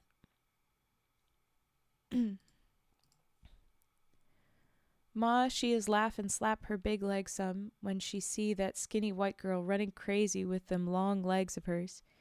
She don't give up even when she fall down a lot. She just get up, look at her scratches, and run some more. She puts the butterflies she catches in an old antifreeze tin and peek at them very little until they don't flutter no more. Ooh. Get some air holes. Then she take a pin and sticks it through them and pins them to the back of the old stuffed chair. Oh, she's collecting them like that. Okay. Old stuffed hair in her house. By the end of the summer, we have the back of the chair most covered. I don't like it much to see her pin them, though. I watched a doctor cut some glass out of my finger once, and when I look at his face, I can see that he enjoy himself doing that. Ooh. Yeah, I get you. I'm on your side, Silas. That's kind of uncomfy for me. Winnie Bear is the same. The butterflies make a crunch sound when she sticks the pin through their head. I don't see how someone can stick pins in something as pretty as that don't do nobody harm, but if it make Winnie Bear glad, then I guess I glad too. Last summer when they is both grown up some. Winnie Bear don't catch butterflies only once. Her and Pauline is more interested make party than stay around the reserve so much. I guess they're grown up. They go down to the highway and hitchhike rides into Wetaskiwin or maybe down to Panoka. There they run around with white guys who got big cars. The white guys buy them lots to drink, and sometimes they don't get back until near morning. It not a very happy time for Rufus, first rider. One night, Rufus and me and Frank Fence Post is pull up the culvert on the road up to our place, and when they come home, those white guys is drive right into it. Oh my God. They all stand around, look dumb at their car. We walk down and offer $20 to borrow Louis Coyote's pickup and pull them out. They is some mad, but they know that if they leave the car, they likely never see it again. And anyway, the tow truck won't come out to the reserve for nobody. Winnie Bear think that what we done is real funny, and she hug Rufus's neck right there in front of that old carload of white guys and tells them, "Give my friends here $20. That sure make Rufus proud." Pauline, she figures she going to marry one of them white guys, but all of a sudden he don't show up no more, and I hear her talk to Winnie Bear that she real worried whether they make a baby or not. Ooh, that's what I had heard, but now I know like when I skipped over to see what this story would be, I caught that. Now I got the context. Anyway, less stressful than I thought it would be. By the middle of July, Rufus, he real worried because it looked like Winnie Bear never going to come back. We go down to the payphone at the store at Hobama, and we phone my Aunt Dorothy in Edmonton. She says she don't know where Pauline is. That her and Winnie Bear got a place of their own last fall. Oh, I was like, oh, that doesn't sound like it's going to go good. Oh, gosh. But okay. And she never come around no more. And just as well, 'cause they a couple of bad ones. Oh. Rufus and me figure maybe in a week or so we go to Edmonton and look for them. But a couple of days later, one of the kids come running up from the highway and say that Pauline and her friend get off the bus, that we better come help them 'cause something be wrong. Oh, no. Me and Rufus First Rider, we borrow Louis Coyote's pickup and drive down to the crossing. We is some surprised at the way they are. Paulina's look like she really old with her face all pinched and hurting, while Winnie Bear sit on the porch of the store, look at her feet and don't notice us. Pauline is start to cry when she see us, and Rufus is talk to Winnie Bear, but she don't even let on he is around. She's awful sick, says Pauline. We take her to your place, okay, Silas? Winnie Bear look like she ain't ate for a long time, and her eyes look like they've been painted on her face and not a part of her no more. Pauline pulls real hard on Winnie Bear's arm, and she get up and follows Pauline a few steps, then stop until Pauline is pulling her arm some more. We get back to our place and sit Winnie Bear in the old stuffed chair. She just look at our busted TV like it got a show on it, and she has never spoke one word. I guess but the TV isn't actually on. Rufus, he sits on his haunches in front of her and tries to get her to notice him. It sure is sad to see his face. Mad Etta will make her better when she gets back to the reserve, Rufus has said quite a few times. I've been think about that too, says Pauline. Mad Etta, she done something wonderful things with sick people. Mad Etta, she weigh 300 to 400 pounds. Take 5 flour sacks to make her a dress. Yeah, we know. She know more about medicine than all of them white doctors been to a university. She goes out on the full moon, dig roots, pick leaves and stuff. Then she boil different kinds together to make medicine. She cures the stiff backs and sick stomachs, and when the white doctors say little David Calfrobe gonna die with the polio, she used bury all but his face in the ground she soaked with her medicine. David is most old as me now, and walk with only one little limp. Another time Mad Adam make medicine get my sister Illanna have a baby, even though she take the birth control pill. White man's medicine weak, Etta says all the time. We tease her she should go do medicine dance like old-time medicine man. Etta too big to dance, she say, and she laugh and laugh, shaking all over on the tree trunk chair in her cabin. We sure wish Etta is here now to fix up any Winnie Bear, but she away to a rodeo down Charlesholm way. What? Claresholm way? Claresholm way. Where she cook for Charlie Fence Post's chuck wagon outfit. She'll be back in a week or so, maybe. Please do not bury people as treatment for polio. She buried them, and the ground was wet with the water, or maybe it was like a pool. But modern days, please, I would recommend modern Western medicine. Generally.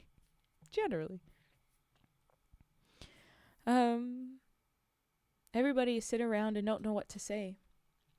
Ma, she makes Winnie Bear some tea, but she don't drink it, even when we hold it right under her nose. We want to ask Pauline lots of things, but we know she'd tell us when she's ready. Rufus has gone, but his butterfly tie got his butterfly tie and wave it for Winnie Bear to see, but she don't. Will you make some porridge, Silas? Pauline is say to me. I gotta feed her or she'll die. She don't do nothing but sit like that all the time. She been like that for 2 months now. The welfare, they say they going to put her in the place for crazy people. I can't let them do that, so I take her down to the bus station, and we come here. I don't know nothing else to do. And then Pauline, she start to cry lots. And Ma take her in her arms, and she sits on Ma's big knee and sob like she was a little girl again. It is a really hard job to feed Winnie Bear the porridge. The first time Rufus hold her nose, and I try to poke the spoon in her mouth, but she's only open her lips, not her teeth, and the porridge goes all over her pretty yellow sweater. You got to pry her mouth open, Pauline says. Oh gosh. Thank you for the follow, Mois J for Goku. I don't know what to say, but thank you for follow. Welcome in. This is a tough bit in this story. Okay, you got to pry your mouth open. So Rufus pry her teeth apart, and I slip in the spoon. Once she get food in there, she is chew it up okay. Pauline has smiled just a little, 'cause she can see me and Rufus can feed her good. Pauline tell us that her and Winnie Bear left their homes last fall after they went back to Edmonton. Winnie Bear quit school even though she is about the smartest one there, but she can't get along with her mother no more, and her daddy, who live in the east somewhere, don't want her. They get a room of their own downtown and make party more than anything else, and don't ever keep a job for very long. Sometimes it was fun and sometimes it was awful scary, Pauline says. She say they do some pretty bad things all through them months in the winter, but the worst is when Winnie Bear takes something bad that Paul say blow her mind. Winnie Bear's mom don't want her around no more, and she blamed Pauline for Winnie Bear get sick, and she chased Pauline right out of their house. And even Aunt Dorothy and Uncle Alex don't want Pauline back if Winnie Bear with her, 'cause they blame her for Pauline in trouble. Pauline is have her baby in May, she says, and give it out to be adopted, so she had the baby and got. Oh wow. Thank you for that. So if I can find a good username. Wow, look at that. Welcome into them. Thank you for gifting that, Goku. Thank you so much. Unfortunately, I've got just 26 seconds before an ad pops in, so because this happens, I'm just going to run this ad really quick, 30 seconds, so that we can finish the story and I can keep thank you for that. Here we go. Money frauds dropped. Yay. We've got like half a page left before this story is done, and I thought that I would be able to try and run through it in a minute while the ad tries to go, but I didn't. So, oops. Because this came up and I had to say thank you to that. Can't rush through a story if I gotta say thanks for this. Thanks for subscriptions. Okay.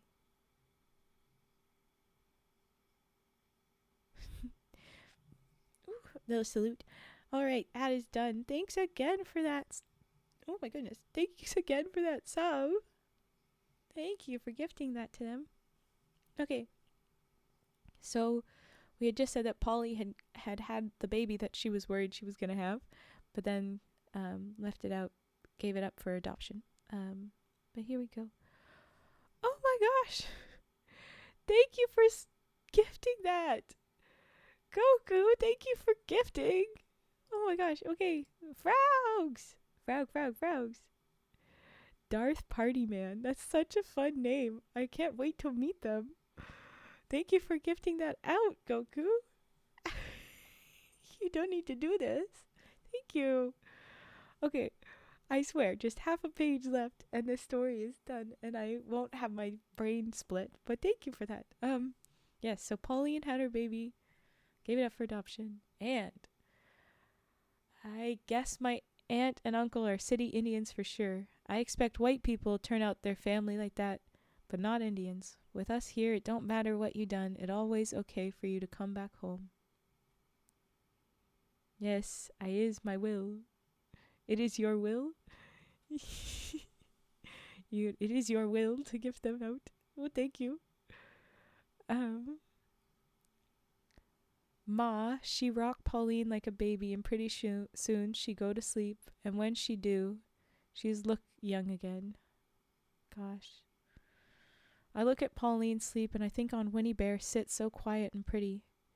She's sure like one of them butterflies been caught. Somebody stick a needle in her, and she just sit still like the butterflies used to.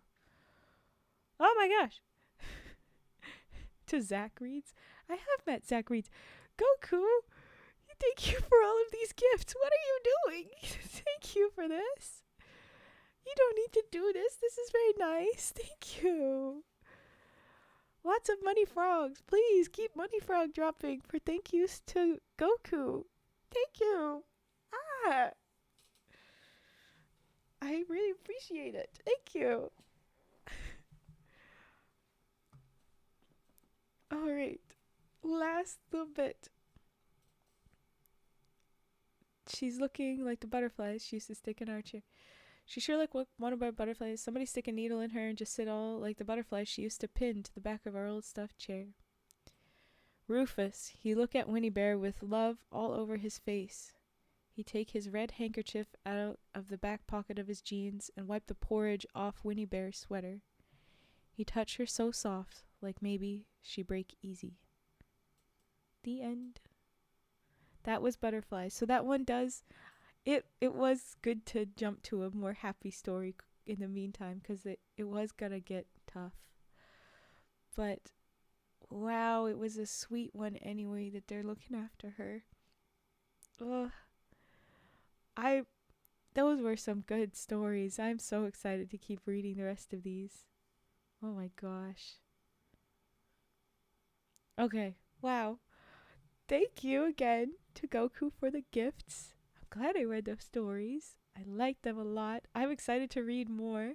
I kind of want to stay up and keep reading, but like I know I need sleeps and I have to be awake for the next ones again. Did you? You did not, as I'm moving my little tabs around. Thank you for subscribing, Goku. Gifted before subbing themselves. They did. But thank you for that. Welcome. Okay, good chat. Yes. Welcome in, Goku. I'm so excited to have you here. You're a very generous friend, and so that says you've got a good heart, and I appreciate, even if we don't always have the money for ourselves, the generous heart is good. So thank you for joining us. You forgot. Well, you remembered. That matters. Okay. Wait, I sit up. I have better posture now for a minute. Eep. I've got a raid target. Yay! Thank you, Fet. Oh my god, first. But what are yous that are my usuals, my regulars that are always here? What do y'all think of W.P. Kinsella? Like, this is a guy whose stories are gonna be good to read, I think. I'm excited. He's got so many books. I think we'll get lots. And if we have to, we'll start reading the baseballs. They're very entertaining. They are. And I naturally go into low voice and people fall asleep to it in the low voice, so we'll have to do it. Bonkin' time. If you say so, Lahonk, you can bonk. No, it's time for raid. Where's our target? LeBonk. No. Aisha Spades, yay. I am not broke yet. Did you bonk? Why did you bonk? This is why we can't have nice things. This is a clip. It's a short on YouTube now. LaHonk, don't do this. You're gonna scare away a very generous friend. You said bonk and I bonk. You can bonk other people besides the new people. Stop scaring away our new friends. You're so chaos. Bonk the frogs. Not just general frogs. When you bonked frogs earlier, I was like, what did frogs do? But frogs. Okay. 90% between us. Nice. It's accurate. Didn't clarify. I didn't. You're right. Love LeBonk. Is LeBonk LaHonk's alter ego, which is the version that's always true, or just a nickname for LaHonk? I can't tell.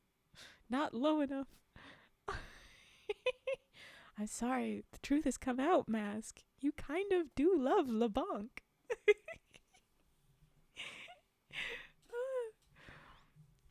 Bonk at Fett.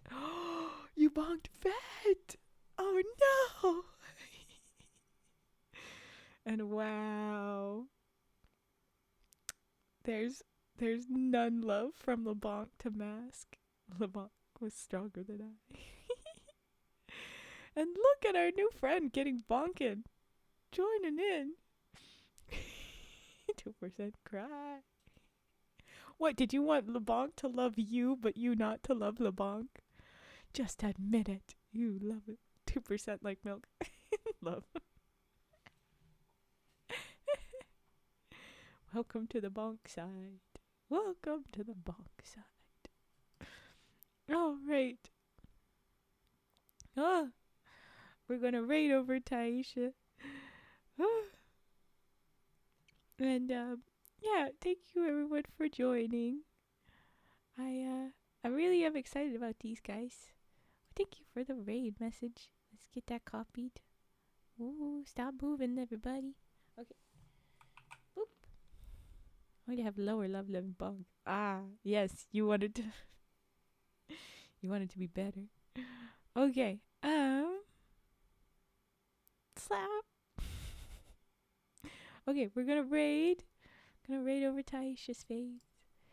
And I'm going to make sure to drop in the raid message. There we go. I was like, it's not popping up. Why is it not popping up? Because it's being dumb. It's being a stupid. But thanks everyone for joining. I'll be back on tomorrow for my morning and evening. And, whoop, things are being slow. Yeah, we'll be reading more of these stories in the evening, but we'll be reading SCPs in the earlier one. So you can join for the spoopy if you'd like. Thanks again, everybody. Okay, here we go. We raiding. Boop, boop, boop. It's going in 6, 5, 4, 3, 2, 1. Now. Okay. Now we go. It was extra slow this time. But alright, here we go.